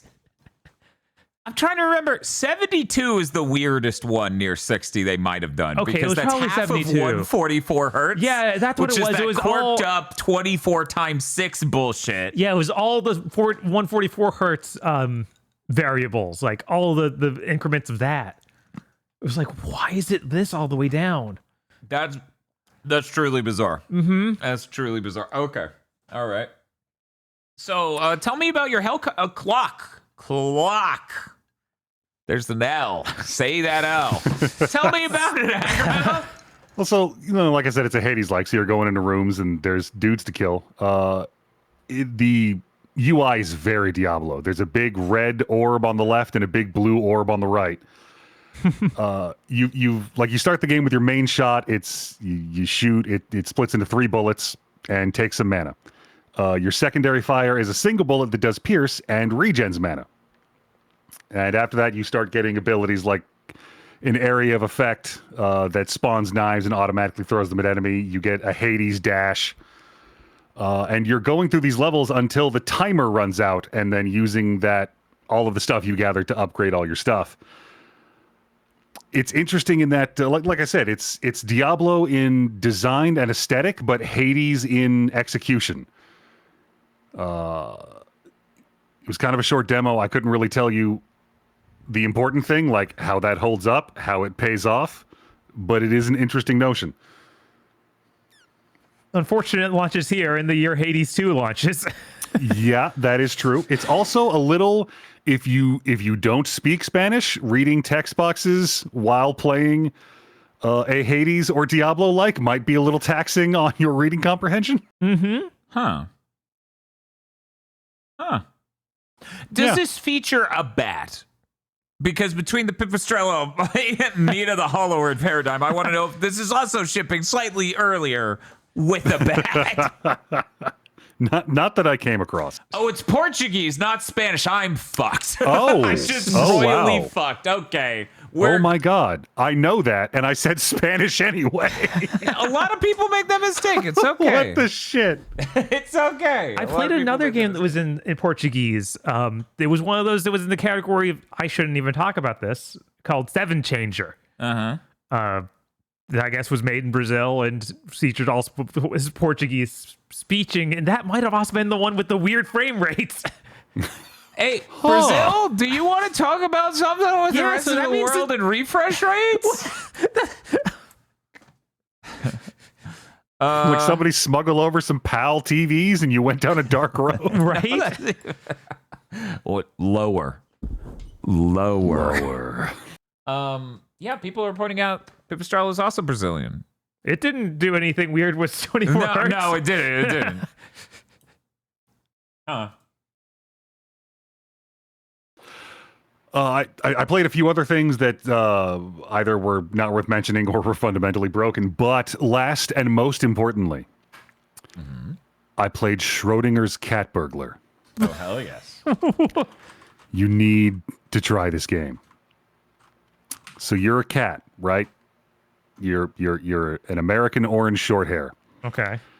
And in order to solve puzzles, if you hold the sticks on the controller in opposite directions, you split into two potential cats. Oh, yeah. Each of which you can equip with a different hat. Yo. One of them had a wizard hat and the other had a top hat.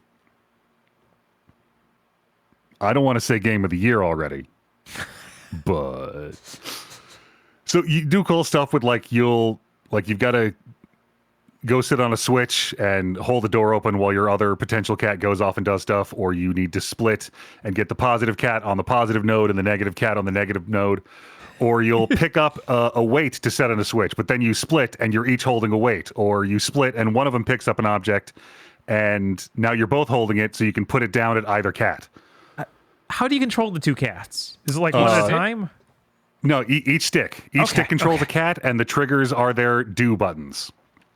And if there's nothing to do, they just meow. Good. And you've got a hedgehog as your radio companion giving you notes and stuff.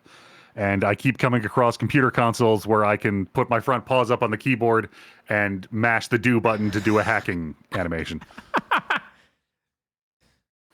The demo, when I played it, I don't know if it's updated, was fucking broken. All of the tooltips where it's like, press this button to do this, were all fucked up. They all just had the left stick icon in a face button 4 configuration. It was just getting that image for every single button it was telling me to hit.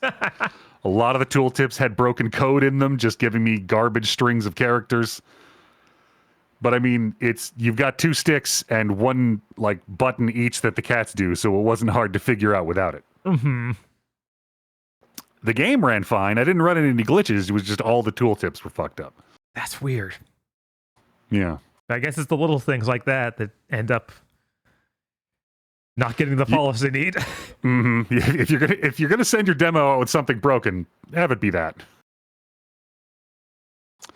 Yeah, Schrodinger's Cat Burglar. Can't wait. that reminds me. Did you play the trolley solution? Is there a demo out for that? There is a demo out for that. I played that. Oh, damn it. No, I didn't. I totally forgot to even write down that I played it. That game's pretty funny. A bunch of different trolley problems. Like there's the standard one you start with, which is the, oh yeah, there's one person on this track and 5 people on this track. Will you divert it? And then it quickly becomes the absurd of like, there's 5 people in this track and the other track has a box that may have a dead cat or a living cat in it. We don't know until you go into that track. Then it's your fault. Jesus Christ. I think that was the funniest fucking trailer we saw all of Summer Game Fest. Mm-hmm. Yeah, there are lots of really neat things like that. There's this one that's just got a gigantic paragraph. It's like, okay, your girlfriend's on the track, but she cheated on you. She cheated on you with your friend. She's on the other track, but he didn't know. But also he has cancer and will die in a month. Jesus Christ. So all those were really funny. And then I got to the visual novel segment, which is just a random one of the levels, which is that instead of a train track thing. And it was like, this is kind of funny, but oh my God, I went through 3 days of generic visual novel and just stopped. I was like, guys, this bit, you are not good enough writers for this bit. There's not enough happening. I've gone through 3 days of generic school life. I can't wait to finally solve ethics. Yeah, I know. That's going to be relevant to Game of the Year. It is.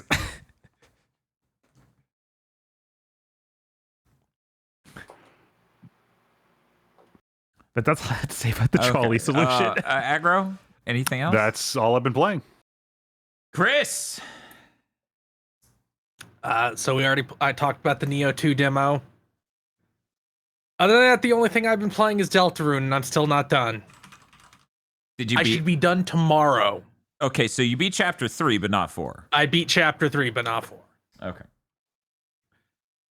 Yeah, it's really good. You can it's so normally you have to wait for outright sequels to see enormous increases in what they can do, a dev can do. But because of the release schedule of this, it's like each drop is like an entire sequel's worth of improvement. Yeah, that makes sense, where there's years between each drop, so it basically is a sequel, just in everything but name. Yeah, chapter 1 came out when? 2019? 2019, and then... Or 2018, I think. I think it was 2018. Yeah, so it's been 7 years. And then 2 was 2021, and then this is 2025. Hopefully getting a big cash influx makes the end of it, and hopefully just having their workflow in order. Yeah, I feel like that's more helpful. We don't want money to solve the problem because money can only solve problems in certain ways that maybe won't be great. That's true. Maybe. But yeah, it's real good. Toby Fox heard Dan complaining that the secret bosses weren't hard enough and made them more difficult. I'm just saying, if I let Bob play all of chapter 1 except for the secret boss, and then I just step in and do it on my first fucking attempt, that's a little too easy. And then I also did the second one on my first attempt, I'm pretty sure. Yeah, first or second, I can't remember. I think it was first, though. Yeah, so... Yeah, the chapter 3 secret boss is the first combat thing in Deltarune that has killed me. I died a couple times on the hazards on the teacups, where it's like, do it perfectly or you take 1,000,000 damage as you go up, you clip through all of them and get hit 1,000,000 times. That killed me a couple times. Yeah, I can't say anything about it that isn't just the... Like, somebody hasn't beaten it yet, so there's a limit to how much I can say. It's really good. It's another improvement. I kind of like Chapter 4 more than 3 so far. Huh. I think right now it goes 2, 4, 3, 1. If the last 3 chapters are anywhere near as good as the first 4, it's gonna be like this is gonna be the entire an entire 20-year chunk of people saying it's the greatest game of all time. Oh, I feel like we've been there with anything Toby Fox has made for a while now. I think we're good. I think we could call that now. The man is very, very strong and very, very capable. This reminded me that we perhaps need a category in Game of the Year, Most Divorced Man. Yeah, that honestly, we were talking about that last year even. We were. I feel like the reason we didn't do it is because we had one strong candidate, and then we were like, we have enough funny categories with one nominee. Yeah, we need a year with a lot of divorced guys. We do. And just to be clear, a lot of divorced guys in the fiction, not in charge of making the games as the studio burns down. That's not helpful. I mean, I assume those games tend to have, like, the latter leads to the former most of the time. No, I feel like okay, the game studios headed by the most divorced guys end up having the main characters that are the most 7th gen, and he was right for doing all these things he did. God, he's so cool and 24 and has a full head of hair and superpowers, and everyone just does whatever he says because he's just so cool and his wife wouldn't leave him. Oof. I wish I knew John Garvin's marital status. It is of extreme relevance to the podcast. It's true. On Saturday, I don't have anything else to say about Deltarune. Okay. On Saturday, I'm streaming Mega Man X7. Cool. Woo. Finally, some good Mega Man. Finally. How long did that take? How many months of streaming when you finally get to your first good one? You excited? 320 I'm excited. donate, man. I'm excited to see how bad it is. I still haven't decided whether I'm going to play the American version or the European one. On the one hand, playing the European one doesn't feel like true strength. True. On the other hand, the American version is fucked up for no reason, and no other region was fucked up that way. But I'm American. Oh no. But, like, by that logic, I'm not allowed to unfuck games that working designs destroyed. Well, you do have to cite it as though you got a free game code. Did you play Mega Man X7 back in the day here? Is there like any sort of angle like that? Okay. No, there is no angle to me conquering any sort of demons. I've played Mega Man X8, but only the PC version. Weird. Because that got passed around for free on MediaFire in like 2009. Yeah, or no, I get it. I have no idea what that version even looked like. I didn't get to see it back. I don't remember what it looks like. I feel like some of you already figured this out just from putting 2 and 2 together and remembering things we said a week ago. 9 days ago. We're playing Mind's Eye tomorrow, the game that Sony's already offering refunds for because it's such a nightmare. For everyone who doesn't know, this was originally the person who was over at Rockstar helping them seal the deal to ship these important GTA things and other Rockstar projects. He's too strong and independent a man. He started to walk his own path, and the bench said, I'm going to make the Everywhere game, the metaverse, and it's going to be called Everywhere.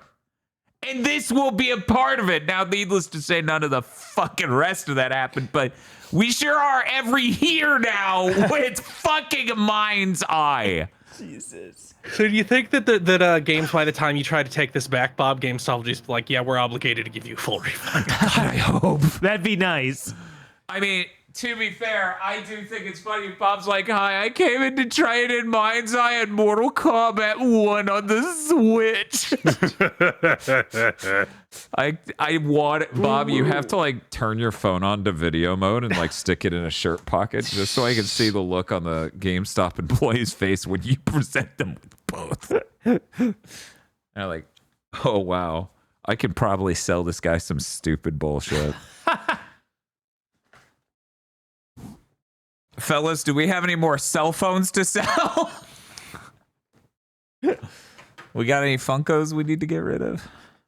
Ugh. Mind's Eye is melting. I've seen people saying that it can't run right on a 5090. Oh my God. Will the PS5 Pro be professional enough to run Mind's Eye, the game with a level creator, a mission creator that's only on PC? Because they couldn't figure out how to get it working on all the console versions. And allegedly has 2 hours of cutscene at the start, so you won't be able to return it on Steam. Except I'm sure Steam has already just been like, yeah, go ahead. Yeah. Because they don't. Bob, I don't know if that's Aggro next to you anymore. It feels like something's changed. Oh, what happened? I have opened my mind's eye. I don't like it. That is an actual image from the game. That is what's happening. That's what has to happen before you get refunds from Sony. That's basically what happens in Cyberpunk. So it makes sense to be the exact same tier of problem. I'm excited as hell. Isn't this made with Unreal? I don't know, actually. Huh. I don't know what this runs on. It's like, how did they break out Unreal this much? Jesus. But you know what this podcast runs on? I think this is a pretty good transition. Pretty proud of this one. What's that, Dan? The Podlords? Oh my God. Oh, fuck. Oh, fuck.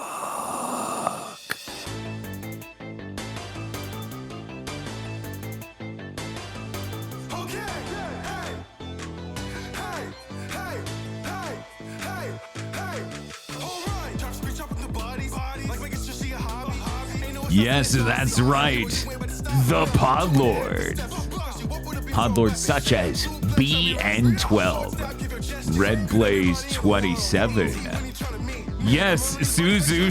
Yes, that's right. The Podlords. Podlords such as BN12, Red Blaze 27, Suzu Shiro. No. Immaculate bit. That's pretty good.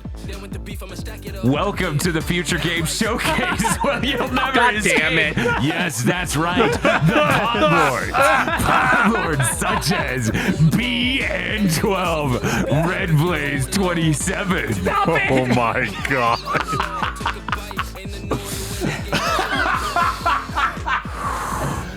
Wonderful. Remastered and WTF Spider-Man. This McDonald's Canada exclusive milkshake is so bad I thought it was expired. I don't know, medium cotton candy shake.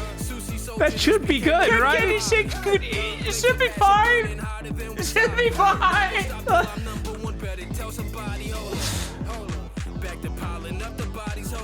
More Podlords.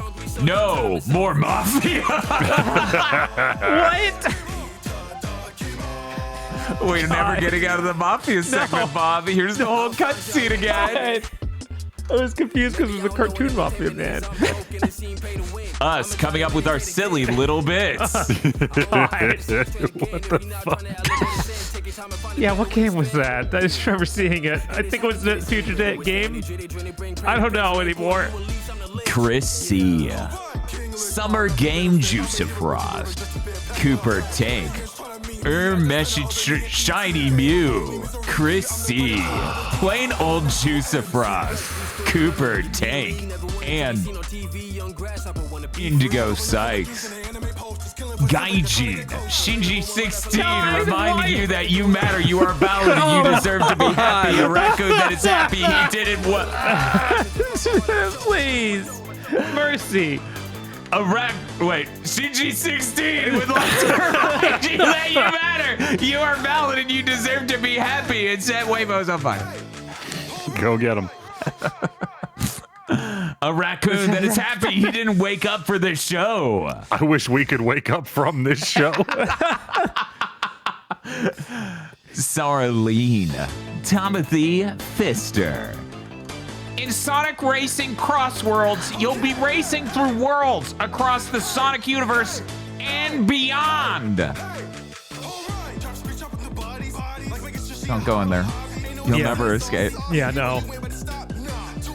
Bearded Joe. Cleochrome. I looked outside.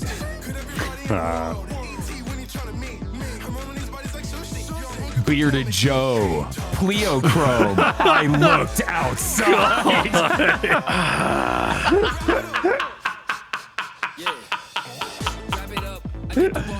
Me reaching through Jim's screen if I find out if a single player Legend of Dragoon project was canceled. Oh, I would.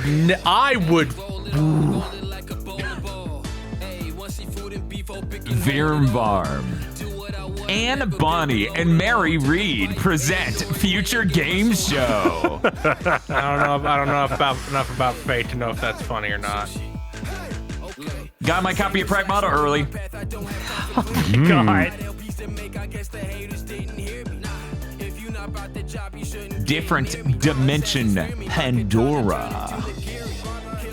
Oh, that's pretty neat. Lady Ethereal enjoying a tasty burger. Cryptid Bird. Xeon, Forma Muy Lahana. Yes, that's right, the Podlords. Podlords such as BN12, Red Blaze 27, Suzu Shiro, Rado. Digital Basic. Oh, still funny. Vada and Vada Huff. Thank you very much to our Podlords. Thank you, Thank you, Podlord. Podlords, and if you'd like to become a Podlord, you can go to our Patreon at patreon.com/gbpodcast. For as little as $5 a month, you get access to many benefits, such as early access to Chugging Bleach and other shows we will release in a similar release schedule to Chugging Bleach that will begin within the next 6 weeks. Or months. God, I fucking hope not. Shit can't stay in the chamber that long. Right? Extended content from armchair devs and gamer premonitions. You definitely want the extended armchair devs from our armchair devs Jeff Keighley game episode, featuring my favorite thing I've ever made for any of our podcasts. An entire movie called Isolation 119 about a man going to Thailand to get a tax write-off on his vacation for Thailand by taking his camera around where he was standing. But it's actually about a horror movie, allegedly. Or comedy? Or action? Or drama? Or you decide. Yeah, you decide. That is, and many other benefits. That is patreon.com/GVPodcast. And if you don't have any money, it always helps immensely to tell your friends. Rate us on Thursdays. Rate us with a T on your podcasting app of choice. Or leave a comment and subscribe on YouTube if you listen that way right now, especially the Armchair Devs account. Patreon.com/GVPodcast. Yes, the Armchair Devs account could always use more love.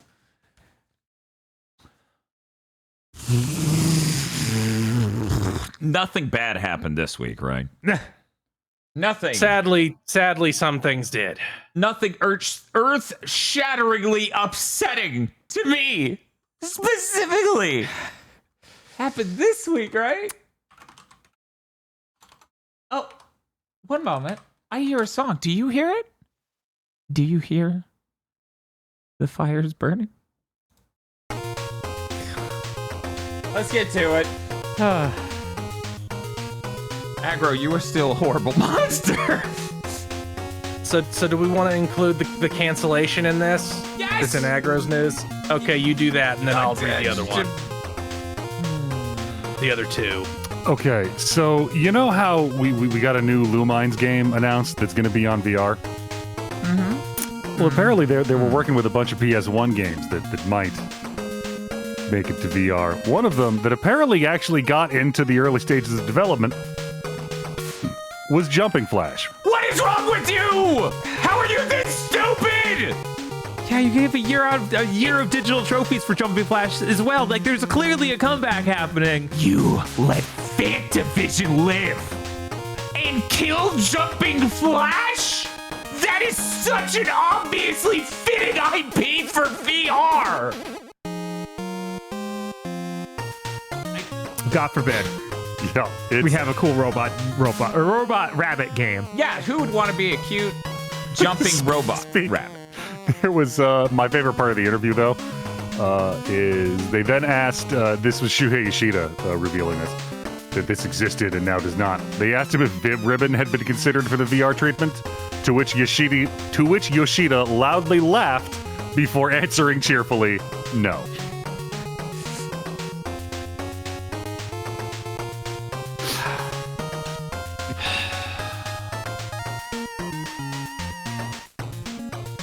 Messed up. Sony can't give us anything. My rage will know no end. How many hundreds of times have I said, wow, Jumping Flash is perfect for VR?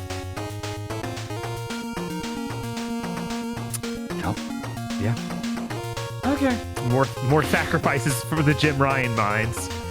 Okay. Chris, burning down, rest of it seems to be one bullet. I'll throw something. I guess I should throw this in, even if it's technically good. Because it will result in companies burning down. Okay. Disney suing Midjourney. No, Good. that's nature healing. I don't. Yeah, that's That's not an. That's still industry. going to cause the industry to burn down. That's a different industry, not my problem. It's all the same shit. hey, sometimes you need to burn some things down. But it seems like the giant corporations are like, okay, you told us this would let us fire everybody we have like 3 years ago, and it still doesn't look like we're gonna be able to do that. So we're just gonna start suing you. We're gonna stop pretending that you're not stealing all our shit, and we're gonna kill you. Yep. Took Good. them long enough. It took them way too long. It's fucking absurd. They would have been perfectly fine tolerating it if they could actually use this shit, but they can't. Right. They were okay Yup. with the Spotify model. Yeah, absolutely. Where it's like, oh, you're fucking artists. Well, wait, can we also fuck artists? Right. Then we're fine you fucking our artists. But yeah, no, that's good. I might as well throw this here too. We now have it felt obvious, but we now have explicit confirmation that Dragon Age Veilguard was the corpse of a service game. Oh, yeah? The Veilguard started development as a single-player game. Then the EA management went, start over and make it a multiplayer game. And then they said, we really need to make this a single-player game. Nobody wants fucking Dragon Age service game. And they said, okay, you can make it a single-player game, but you can't start over. You have to use all the shit you made for the service game. Man, all they had to do was keep doing the thing they were doing that was successful and not try to successfully employ a monetization scheme that doesn't make any sense for their game. That had already failed with this studio specifically. Yeah, no, it's deranged. I've heard some other things in there. It's like, yeah, no, the game would have been better if they let us work on it for that full time. Instead, it was like They apparently had every a year and a half to convert the service game into a single player game. apparently each time they got a new deadline, it was like, oh yeah, it's going to be out in 1 year or 6 months. There was just a constant rush to the end instead of the thought of, oh, we're going to use a full 2 years. That is every single BioWare game. Yeah, I get that BioWare magic ain't turning back on, guys. And apparently their Edmonton office, which was a BioWare office, is now just a general EA office. And it's apparently the people currently working on that new Mass Effect are 36 people. That shit ain't coming out. no. Yeah, man, EA didn't even have any presence over the last week. What's happening? Oh, no. They're burning to the ground. Yeah, that has to be it. There's no other explanation. They're not going to wrangle these 87 studios into making their super battlefield that can compete with Call of Duty. That just ain't happening. I doubt that Motive Iron Man game is going to go well, because except for the ones made by Sony, every Marvel game seems to go bad. Yeah, I think that's right. I don't feel like any of a them new have a new successful. Jedi Survivor thing is at least 2 more years out. Mm-hmm. Apex seems fine for its audience, but it clearly feels like it's in the back half of its life cycle, it's starting to peter off slowly. Mm-hmm. And even their sports games are starting to not make as much money. Fucking their football club, what used to be FIFA, underperformed in 2024. And if they start losing that shit, what do they fucking have? Like nothing. But eggs go in one basket. That's what I heard. All of them. I don't know how you could not make money when every one of those sports games should be banned. Bob, I feel like if you ever heard that lesson, it was from a literal villain in a child's fable. I don't think anyone has been the level of delinquent necessary in the natural world to be like, hey kid, what are you doing? Put all those eggs in one basket. Nah, you thinking? Yeah. It's like the jobless dude at the trailer park who just drinks all day. And finally, in bad news, Sony Bend is reducing staff by 30%. They've laid off 40 people. They were making a service game, and with the cancellation of that, they had to lay people off. They're still working on something else. I don't know why those 40 people were necessary for the service game and not necessary for the single player game. Assuming it's a single player project and they weren't forced to make a second doomed service game. Man, this sucks so bad. Sony's in such a bad state. Look. Jim Ryan deserves to be remembered as more destructive than Phil Spencer. Yes, and I do not fucking understand every person who's made excuses for Jim Ryan. It's really, truly annoying. I know some people who do heavy coverage of the industry. And for some reason, they're just like, well, Jim probably didn't, Jim, for some reason, they're willing to credit Jim for the shit that was done when he showed up, but not his years of shit working their way out. Mm-hmm. This was his strategy. And the moment he left, they started canceling them, guys. 1 + 1 = 2. Maybe I would just feel better if anyone did the video. Uh-huh. Yeah, no, somebody needs to, make the call-out video. This is clearly his fault. And of course, it needs the bait thumbnail, right? Yes. You give Jim Ryan horns, and you put the title, The Worst Thing to Happen to Gaming. Which, no, high-fidelity graphics are the worst thing to happen to gaming. But we can pretend for this one video. I think we can say the Masters in Business Administration is the worst thing to ever happen to gaming. That's true. Right now, that is our number one problem we're dealing with. Mm-hmm. Why would I need to face app sad Jim Ryan? We have pictures of Jim where he looks sad. I don't need to deepfake it. Sony Bend, don't make Days Gone 2. Days Gone 2 without a psychopath as the director-writer would be meaningless. Yeah, it'd be like, oh, I made a sequel to a David Lynch film and I'm not even a pervert. Right, what are you doing? Get out of here. We don't want you. Yeah, also don't make Siphon Filter. Just don't.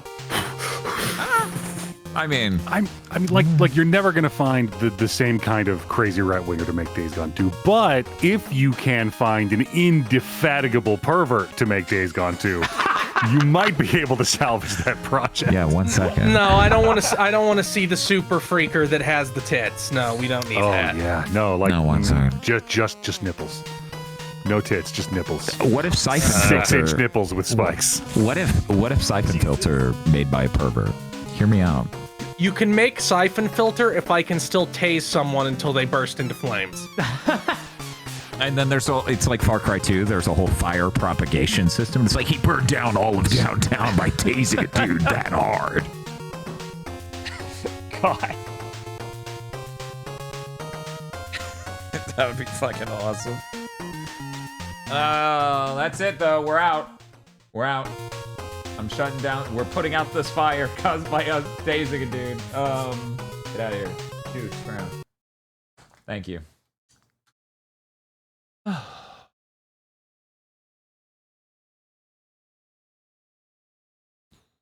So, you might recall one of my most anticipated games for the Switch launch was a game called Fast Fusion. You might have been there for the stream when I finally played Fast Fusion.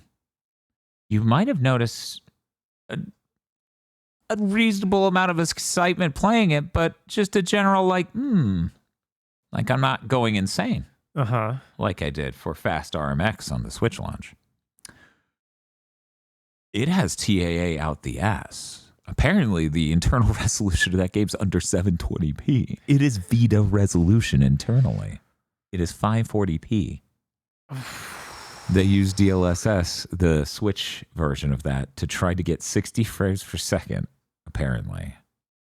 And it just breaks up too much. It is dire. So, here's the good news. Right after Digital Foundry made their video on it, she then contacted them and said, or announced, hey, we're making a pure image mode that's just going to look like normal pixels. Yeah. I'm like, oh, thank God. It turns out 540p looks better than DLSS. No, that's true. I'd rather play a Vita resolution game. I've done that. It looks great. I'd rather play a PSP resolution game. Mm-hmm.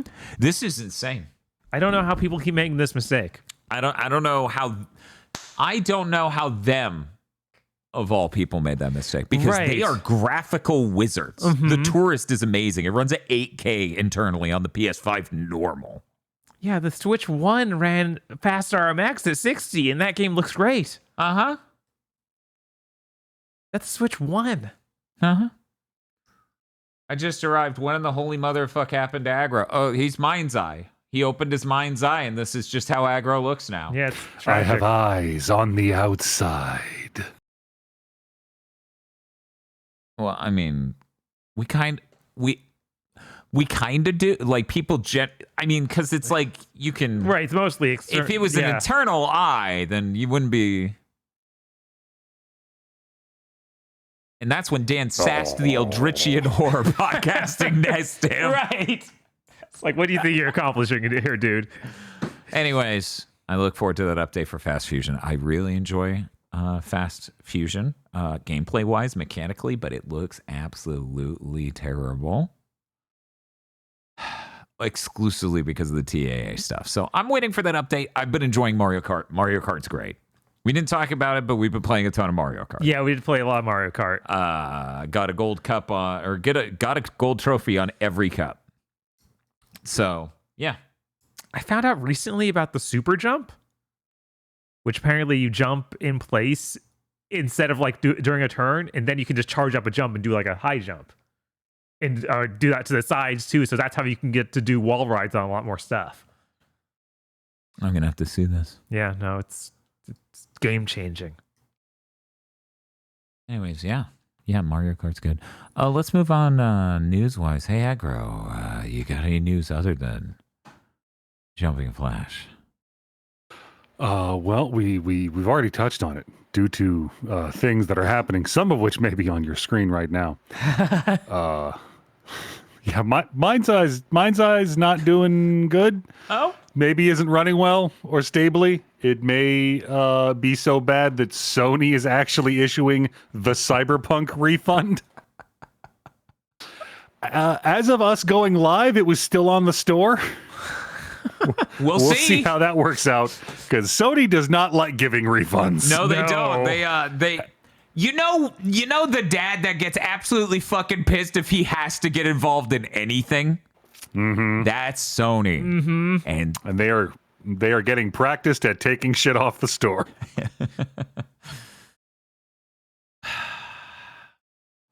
Hey, Bob. Hey. You excited for tomorrow's stream? Of course, man. Games like this don't come around often. We missed Cyberpunk. This is very GigaBoots core. Yes. This is very GigaBoots core. But Bob, let's talk about your news. Splatoon Raiders is announced. Whoa. I think they announced this through the Nintendo News app. Oh, they also had a video. Yeah, they also put up videos. They put up videos like on their that. channels. It's a spin-off, the first spin-off for Splatoon. It's for the Switch 2. You are stranded on some island, and you're a mechanic, and you're stuck there with Deep Cut, the Splatoon 3 idols. So that's Big Man, Shiver, and the other one. Big Man, Japan. It looks neat. I don't know exactly what to expect from it, but I assume it's going to be like the same idea that was that DLC for Splatoon 2, where you play as the Octopus Girl, but it's a separate game because they want to make something for Switch 2 now. And they don't want and that's it to cool. attach to That's really Splatoon neat. 3. I'm super glad that I was somewhat able to get Toshe Switch 2, because now we don't have that conversation right now. Like, what the fuck do we do? Also, I believe the update is out, or I June think- 12th. So that's today there's an update for Splatoon 2. Splatoon 3 is got an update for the Switch too, so it's much better. And that's awesome. Also, there are new weapons, I believe. Yes, new weapons. It's very nice of them to give Tosh that birthday present. Right? Jesus. I know. I wish I got shit like that. Instead, it's like, happy birthday. Remember Mega Man 11 several years ago? And I'm like, yeah. And they're like, you're welcome. And then they just leave. And I'm like, what did that mean? And I'm like, happy birthday, Blades of Fire.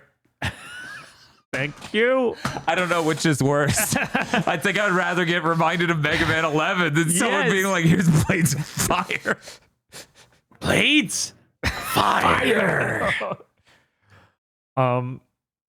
Also, they did a thing where people got to see an extended demo of RE9 behind closed doors. And apparently, you can choose first or third person in that game. That's bizarre because it obviously has to be made for one. Right? They also, I was like, do you get to choose in that DLC for 8 with where you play as the daughter? No, I think it's just no. third. I think Okay. you just have to do it. Okay. Huh. Yeah. Yeah, no, that's interesting. I'm very curious. Yeah. What else besides Elder Scrolls does that? A number of games do the you can swap. I know. Like all the Bethesda ones do. Yeah, Yeah, there are a I'm just trying to number. think of like other types of games. Right, Does- racing does games frequently do Avowed? it. Avowed didn't. You can't play that in third person, I don't think. Oh, well, like, unless it's just basically impossible, so we didn't do it. I can't remember. I can't remember with Avowed. Yeah, we got a giant list in chat. Yeah, there's a lot. Right. Somebody even wrote Final Fantasy 15. You can go first person in that. I don't think that's I true. mean, they might have added that in a really late patch or something. Did they? They did weird stuff in patches for that game. You guys did it in Avowed. Okay, so apparently we did it in Avowed. There It's you just go. it was basically unplayable. That's Yeah, what we it were was. like, maybe not this, maybe not this. Where I assume this is going to be much more designed for that to work. Hopefully, that's the hope. Hopefully, I'm still assuming there will be this character doing the more scary stuff, and then like Leon S. Kennedy playing like a more modern Resident Evil. But we'll see. Or who knows? She's an FBI agent. Maybe she can fight. I don't know. It would kind of be great to have like the rail thin, ethereal blonde going through all of this really creepy, scary stuff, and then hard cut mid scene to Leon Kennedy flip kicking a zombie. That would be really good. Just have a cutscene that keeps cutting Mm-hmm. between these two drastically different worlds. Hey, Chris. I see you have some news. Yes, I do. One whole thing. So Postal 2 Redux was announced. It's a Postal 2 remake on Unity. It will have a seamless world without the loading gates, new and rebalanced weapons, destructible environments, and better ragdolling and jibbing and such. On what they implied was it will be on every platform that allows us to put Postal 2 on it. And they are doing a Kickstarter for it because that fucking Postal 4 shit didn't work out. Oof. I've never heard a single person talk about that except for CV11. Civi, right? Yeah, Civi. Yeah. That's cool. I like Postal 2. I hope it has a VR mode, and I hope they don't. But at the same time, it being an Unreal 1.5 piece of shit is part of the appeal of it. It is. Uh-huh. I agree with that. Wholesale. Yeah, did they show anything of what the like fidelity they're shooting for? Not that I saw. You can go look real quick. I didn't look at their trailer or anything. I just read their press release. Hmm. Yeah, I always worry that with Unity is like, oh, we accidentally made the whole thing for that new Unity pipeline for graphics. Nobody's made that mistake outside of City Skylines, I think. Okay. City Skylines too. If you know if anyone using the HDRP in Unity, feel free to let me know. Their teaser was just a shopping cart in an empty desert wasteland. So you don't really get an idea of what the game's going to look like from that. Mm-hmm.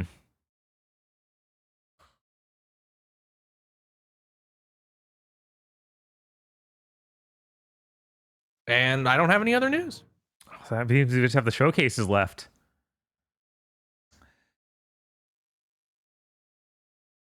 Why don't we have a showcase wrap-up song? I don't know. We probably should have We something probably like should that. have something like that. I don't even know. I guess it could be celebratory or something. I don't know. And we don't even have all those indie showcases because you and Aggro talking about demos was basically that. Right. It's true. Mhm. I'm trying to think of what music I would play for. One moment, I'm gonna poke around for a second. It shouldn't take too long. It's okay. This is important. It's really important stuff, you know. You gotta come in here and hit Big Apple, 3 a.m. and then go. Xbox had a game showcase. They did. They had their worst showcase since we started doing, except for the very first series one. Outer Worlds 2 opens the show. It's $80, by the way. It comes out October 29th, and there's a PS5 logo shown.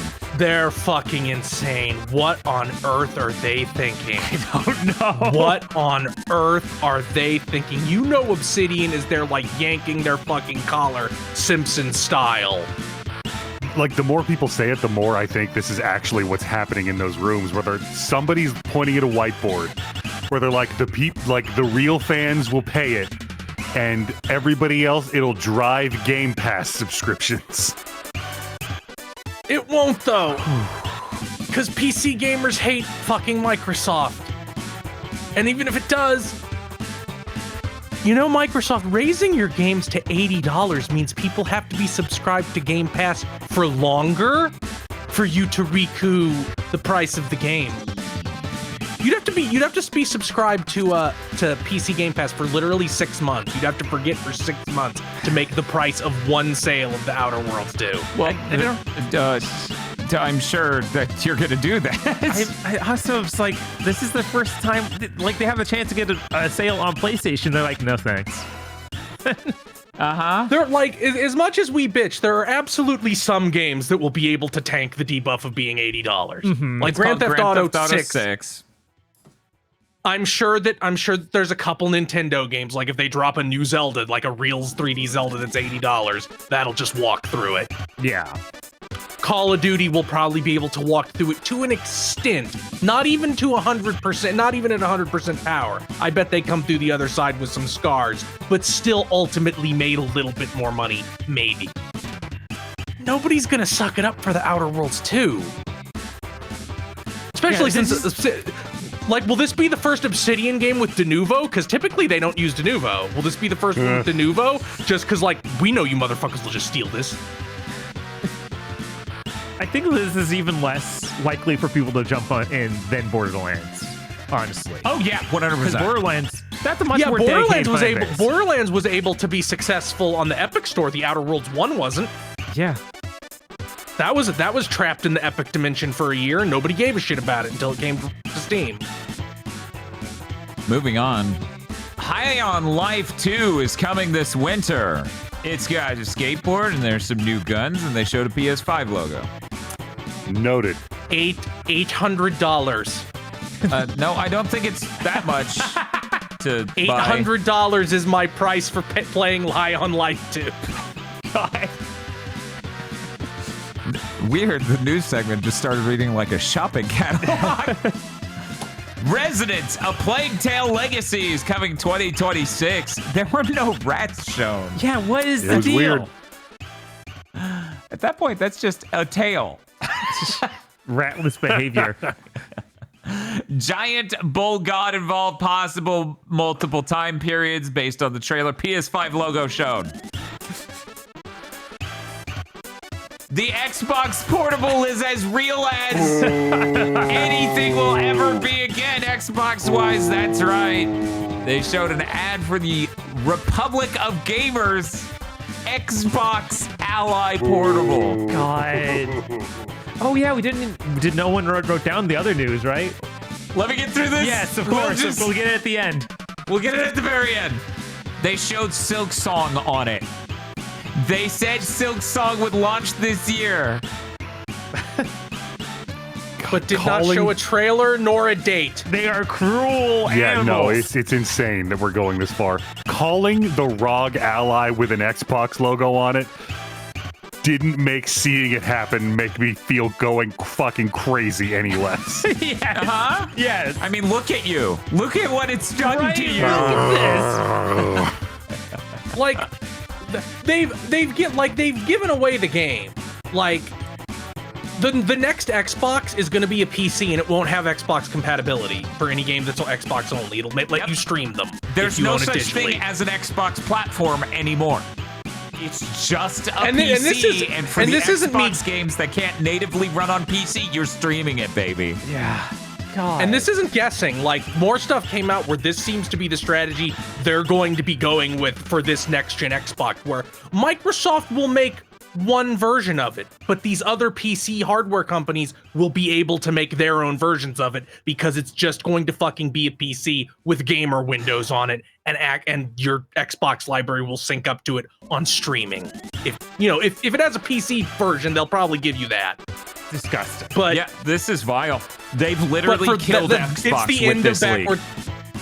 It's the end of backwards compatibility. It's not like, just in the any end of meaningful backwards sense. compatibility. That's even minor compared to what this actually means. There is no such thing as an Xbox. Yeah, no, it's A the end of... PS5 is the thing you can make a game for. Uh-huh. There is no such... The Xbox is that thing that launched 5 years ago, and it's dead. There's no future Xbox. They're just printing Xbox and putting it on a box, and even worse, they're giving the stickers out to their friends. Uh-huh. Hey, put Xbox on that. That'll be fucking hilarious. It's fucking done. Yeah. Yeah, no, it's over. It's just gonna be. It's completely just over. they're just gonna be pre-built with a higher margin because they have an Xbox sticker on them, and it'll probably have some shitty, like lockdown OS that's locked in some way. Moving on. The Blood of Dawnwalker, out in 2026, vampire action RPG made by Rebel Wolves, a studio founded by the director of The Witcher 3. I'm not even gonna try to say that name. Nice try. His name's Conrad Tomaszkiewicz. I don't know. Whatever. Anyways, PS5 logo shown. Super Meat Boy 3D coming out early 2026. PS5 logo shown. Neat. This looks cool. It looks like Super Meat Boy mixed with Mario 3D World. Like that's what the levels I saw reminded me of. Yeah, they're all super short levels, like Meat Boy still. Cool. Ninja Gaiden 4 out October 21st. They showed new weapons for Yakumo, drill spear and a hammer. PS5 logo shown. I'm scared because the bonus shit, the bonus pre-order shit, only has one special weapon skin for Ryu for the sword. I'm afraid Ryu will only have the sword. Yeah, absolutely. That's a big fear. He will die 3 hours in. I'm going to spend $90 on this game. I'm pretty upset about that. Because it's $70, but there's a deluxe edition for $90 that has extra costumes and game content. If they try to do just Yaiba again, that would be embarrassing. Yeah, no, it had better not be that. Also, apparently, according to Google AI, Ryu's going to be voiced by Chris Pratt. Did you know? Here's a hack if you want to use up some of Google's compute and give them nothing in return. Put what does and then just quote and then just write whatever fucking gibberish nonsense phrase you can think of in end quote. What does that mean? And the AI will make some shit up for you. Indiana Jones and the Great Circle, The Order of Giants. Shit fucking title to read out completely. DLC is out September 4th. PS5 logo shown. I had written out just Indiana Jones, The Order of the Giants DLC, and I was like, no, that's not what they put on the screen. Yeah, no, it's true. That's not the name of shit. Beast of Reincarnations coming 2026. It's weirdly enough a new Game Freak game for Xbox. Post-apocalyptic samurai stuff. It's an action thing. It's got good designs and ran like total shit. Mm-hmm. Can you believe Game Freak made a 3D video game and it ran like shit? I just can't believe that. They've never done this before. That's wild. It's okay. They'll have a better Xbox to run it. Clockwork Revolution. Not sure if you're familiar with this. It's a sort of death loop It had It a seems really to be long what if trailer. Bioshock Infinite was a real game.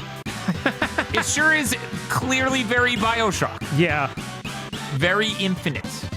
It's, quote, coming in due time. If it was the E3 days, the person who took the stage to announce this next game could have jumped up emphatically when he said, Grounded 2! And that would have been great. The preview comes out July 29th. It looks higher fidelity. It has a different area you're in. It's more grounded. We'll see if this one lands. Chronos, The New Dawn, out fall 2025. It's a new Bloober Team game. You know, the people who made Silent Hill. Yeah. 2. Post-apocalyptic Earth sci-fi horror game, PS5. Logo shown. You might know the one without the PS5 logo shown? Early access. Yeah. You might notice out of all these, that one stands out. Maybe a reason. The Elder Scroll Online Seasons of the Worm Cult is out June 18th. It has pets. The trailer focused on it having pets. I think this trailer was well made. They understand. PS5 logo shown. Aphelion, coming 2026. Stranded on a different planet game. That's a genre. I guess. Yup. Made in collaboration with the European Space Agency. PS5 logo shown. Nerds. There are no ghosts at the Grand, coming 2026. It's some sort of you go to a small village to help repair it, but there's a deep mystery, and also you're in on some shit. You're gonna figure this out with your your talking cat, Yeah. and also there's a musical number. Age of Mythology Retold Heavenly Spear expansion out in fall. Japanese themed DLC expansion for Age of Mythology. By the way, PS5 logo shown. Yeah, does anyone play these games on console? Like, I don't that know. feels I've miserable. never That seems known miserable, someone. right? I've never. Eric's the only human I've ever known to willingly play an RTS on a console, and that was on the N64. Right. And now I think he just realizes he gets off on it. He's like, yeah, I'll play that. It's perverted. Where's the Switch 2 version? Want the mouse? I don't know. It has a mouse. We should do it. Moo Dang. No, not that one. Some new one. Two Hearts coming 2026. It's a Korean military third-person shooter with zombies, multiple playable characters. PS5 logo shown. It seemed cool. A lot of stabbing in that trailer. Yeah. Planet of Lana 2. Children of the Leaf. Do the job. 2. 2026 is a side-scrolling adventure game with a boy and his cat. PS5 and Switch as well. Fallout 76 Gone Fission. Because it sounds like fishing. Hilarious. It's I adding that's fishing. cute. It's coming to PS5 as well. Solo Leveling Arise Overdrive is out in fall on PC and next year on Xbox. No other logos seen. Wish-listed Bob, incels. are we missing out? I don't think we're missing out. Animo is coming 2026. It's Pokemon Cross Genshin. Ba-da-da-bum. Yeah, that's probably going to be awful, but we'll see. It was the highest likelihood to just be filled with AR of anything in the show, I feel. Tony Hawk Pro Skater 3+4 is out July 11th. It's got the Ninja Turtles, and also a pinball stage was shown. At Fate's End, coming 2026. It's a 2D action game with a girl who spawns a sword from her neck.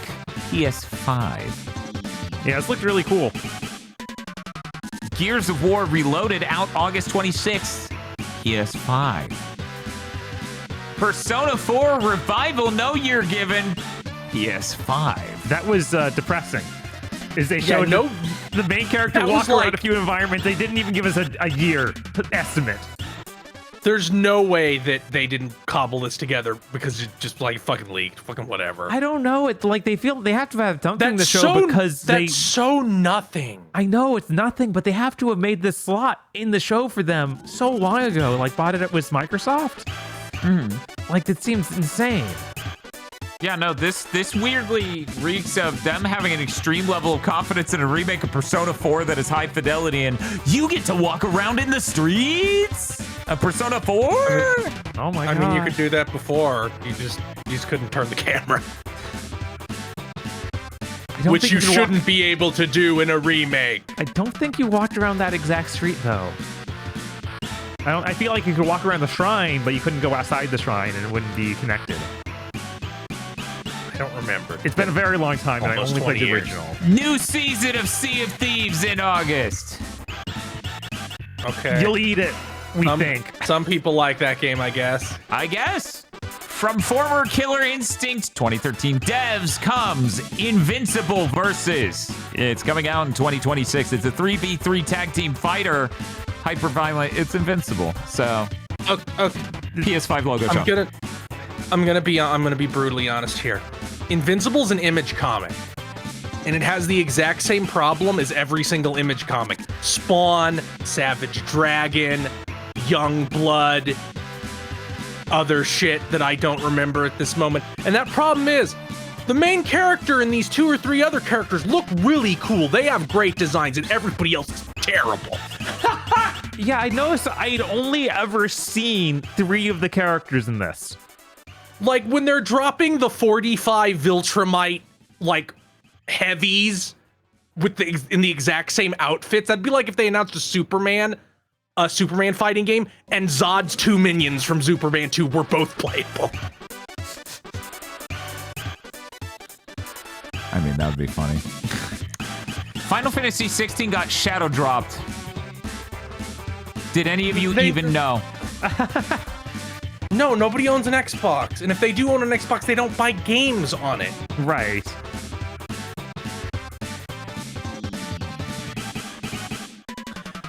Also, Final Fantasy VII Remake is getting ported this winter after more than 5 years. Pushing 6. Yeah. And watch them be like, we can't do Rebirth. Look at the Series S over there. Yeah, well, did they even say this is going to have Intergrade? I think No, they it's did. Intergrade explicitly. Yeah. Okay, all right. But the fact they didn't also announce Rebirth, like, in the future, is like, Well, we got to test the waters to see if it sells, which it definitely will. yeah. A game called Keeper is coming out October 17th. It's a new Double Fine game. You play as a walking lighthouse.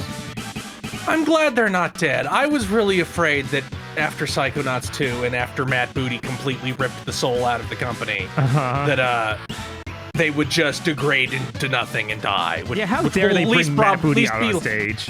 At least it'll be 2 or 3 years with this game. At least 1.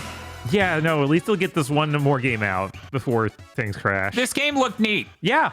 It looks visually very nice. I'm super interested in it. Double Fine can probably make a good game if they're allowed to finish it. Which seems to take them longer and more money than any other developer in the industry. But if given infinite time and money, they can at least turn out a good game. Next year, 25th anniversary promises. Yeah, they made a weird thing where Phil Spencer came out and made promises. What was up with that? New Fable, the next Forza, Gears of War EJ, and return of a classic that's been with them since the beginning. It's Halo 1 remake. They fucking leaked already. Yeah, it's almost certainly that. Which sucks so bad. Then we got a really long trailer for a sci-fi thing that was like, okay, what is this? And then it was Call of Duty Black Ops 7. Somehow, even the gameplay No didn't seem to gameplay. mesh up, like world-wise with the trailer. So I'm really interested. I don't know. I wrote in here, this is the one of the least hype one last things of any E3 since the fireworks show for the Wii U Nintendo Land. Guys, that there's a didn't Call do. of Duty every year. What do you mean There's a that's your Call of one Duty more thing? every year. What? How Like, is you're that gonna your do one this- more thing? They're gonna do this every single year until they no longer do these shows. Or it's like, hold up, call it. Hold on to your pants this time, kids. We're making a Call of Duty. Wow. I've never played one of those before. God. It's just so stupid. Like, I mean, Call of Duty is as taken for granted by gamers as the Y at the end of the day of the week. right.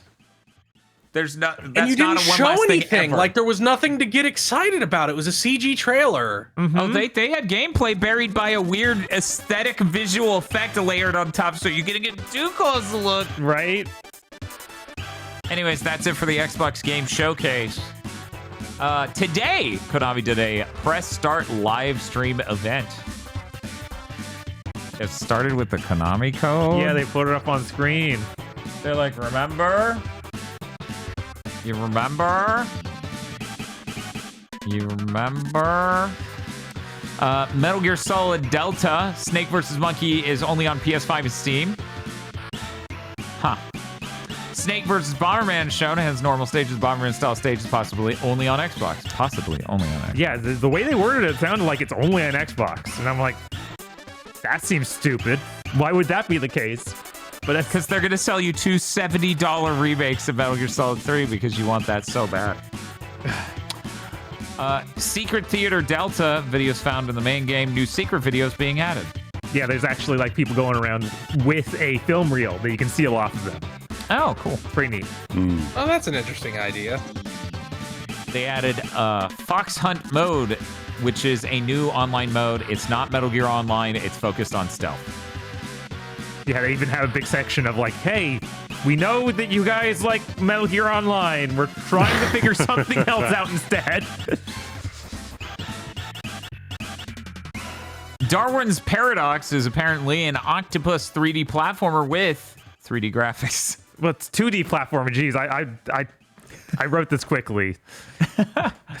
There's no date. Yeah. We saw this a while back.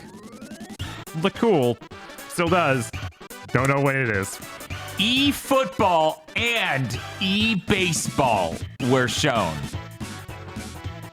These are the two genders. Pick yours now. Yes.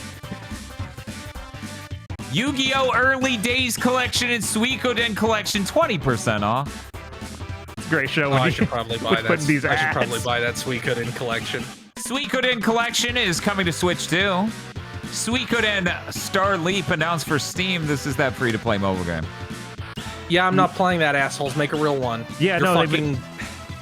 It's like you got your this brain disease for Suikoden specifically. Fuck you. Yeah. These No, real it's- projects for every other fucking franchise, and this you have to do the dog shit mobile thing. Gradius Origins is out August 7th. I motherfucking love Gradius, so I'm there. Eden's Zero. It's a video game coming out July 7th. Yeah, it's based on the July anime. 15th. It's based on the anime that's based on that is an adaptation of the manga by the Fairy Tail author that they started after Fairy Tail. Yeah, And I played this demo. That is I Fairy completely Tail in forgot. space. Oh, it has a demo. You played the demo Yeah, and I played the completely demo. forgot. It has Yeah, it's not memorable. they sold the like Akira Toriyama looking spaceships. That was just in there. Silent Hill I mean, after yeah, it's- interviews and new gameplay. Neo Bart's the development studios in Hong Kong. Sorry, Chris, what were you going to say? I was gonna say, yeah, it's the Fairy Tail guy. No shit, he's just stole shit from Toriyama. Yeah. And Bloober Team is making a Silent Hill 1 remake. Yeah, I can't wait to have only played their versions of the whole series. Yeah. They're too chicken shit to remake 4. They are, which is sad. Yeah, I mean, this one's weird because Silent Hill 1 like barely has a story. Like it's very much, we made a full 3D horror game, guys. That's not the gonna PS1. stop Bloober Team. No, it's not. Well, the thing is that when they remade it on the Wii, the fucking Shattered Memories thing, that had a lot more of a story, I think. So they might be leaning into that, which has a lot of child abuse in it. Maybe behave a little bit, Bloober Team. The more but I like- see of, oh, go ahead. I was gonna say, like, I can't even like I'm not gonna get tricked a second time. Like I know what every remake they're going to do will be now because the Silent Hill 2 remake. It'll be 3 times as long as it should be and have Last of Us melee. Yeah, no, it's obviously they chose this because it's also in Silent Hill. They get to reuse a bunch of the environments they already made, in even the combat. and they don't even need to make new animations for him because he's another dude of the same build. So, Yippee! But the more I see this, the more it looks good. Like they even did a bunch of behind the scenes showing off them doing mocap for the swinging of the pole, the rod you beat things to death with. I thought that was fun.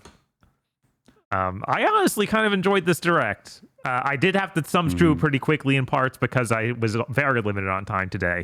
Yeah. But when I was able to sit down and watch this, like Silent Hill and the Metal Gear parts, it's like, okay, this is well put together. It's like it doesn't have much info, but it's not a bad presentation. Yeah, no, they've been getting better and better about it. And it'll only get better once they get better games. You know? Like it can only improve even more from here with the addition of stop filling it with fucking collections and remakes. Make a video game that isn't just some quirky new video. Look, Never Dead's a cool experiment. However, what if you made new game that is good in franchise we love? Just a thought. Yeah, there's so many they have. They did have a guy come out to talk about Survival Kids. I had to skip past it. What? And you didn't include it here. My bad. Now I gotta watch it. How terrible. Such a terrible fate to befall me. But yes, Bob's time was very tight today because Bob had to get to the GameStop. Yes. See, we were afraid he wouldn't be able to get a copy of Mind's Eye. It might sell out. It might sell out. Luckily, he did, and I'm going to get right to installing that on the PS5 Pro after this because that's right. Tomorrow we are playing Mind's Eye, the Benz's vision for the everywhere game, Metaverse GTA experience. That is so bad Sony's giving refunds. It's such a word soup you just spewed out there. It's like, yeah, that was a bunch of buzzwords just in a row for no reason. Yeah, incredibly just apt in what it is. And what a nightmare. Please be excited. I'm really worried it isn't even going to be funny. It'll just be pathetic. And at the point we're at with the industry, that'll be funny too. At least just be like, wow, this is so much better than them just making a bad GTA game. Good job, everyone. This is awesome. At least according to How Long the Beat, it's like 7 hours. It's not the unending madness that was Blades of Fire. It is worth noting, though, Bob, because I don't think you clicked through to see what our fans have already discovered. Only submitted by one person. Are you going to trust an individual on the internet as your only point of data? Please be excited. Yeah, I mean, that also checks out. It's like only one person was able to finish the game. I'd believe that. Yeah, because it's sold out and no one else has had time to play it yet. Yeah, that's why. Definitely not any issues with actually playing through it. Nope. It'll run great on my PS5 Pro. It's so powerful. Chris, you're streaming on Saturday, I believe. What is it? Yes, Mega Man X7.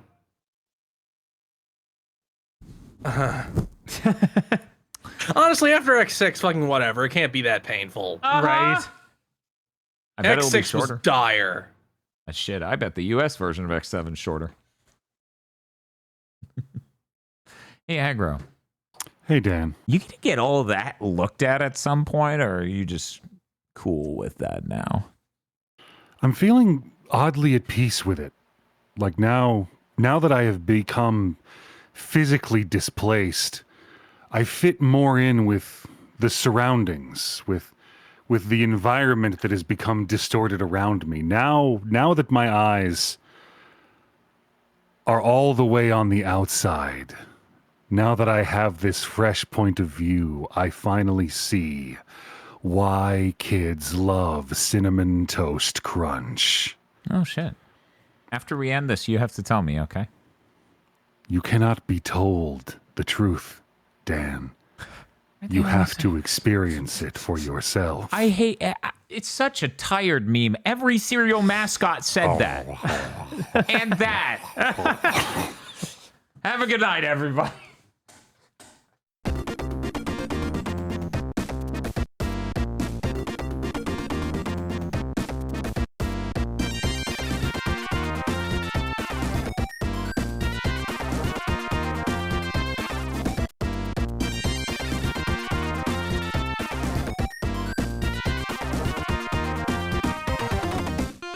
Thank you very much for listening to this episode of Big Thing to Mention. Big Thing to Mention is only possible because of you and your support over at patreon.com/GVPodcast, where I now understand why kids love the taste of cinnamon toast crunching.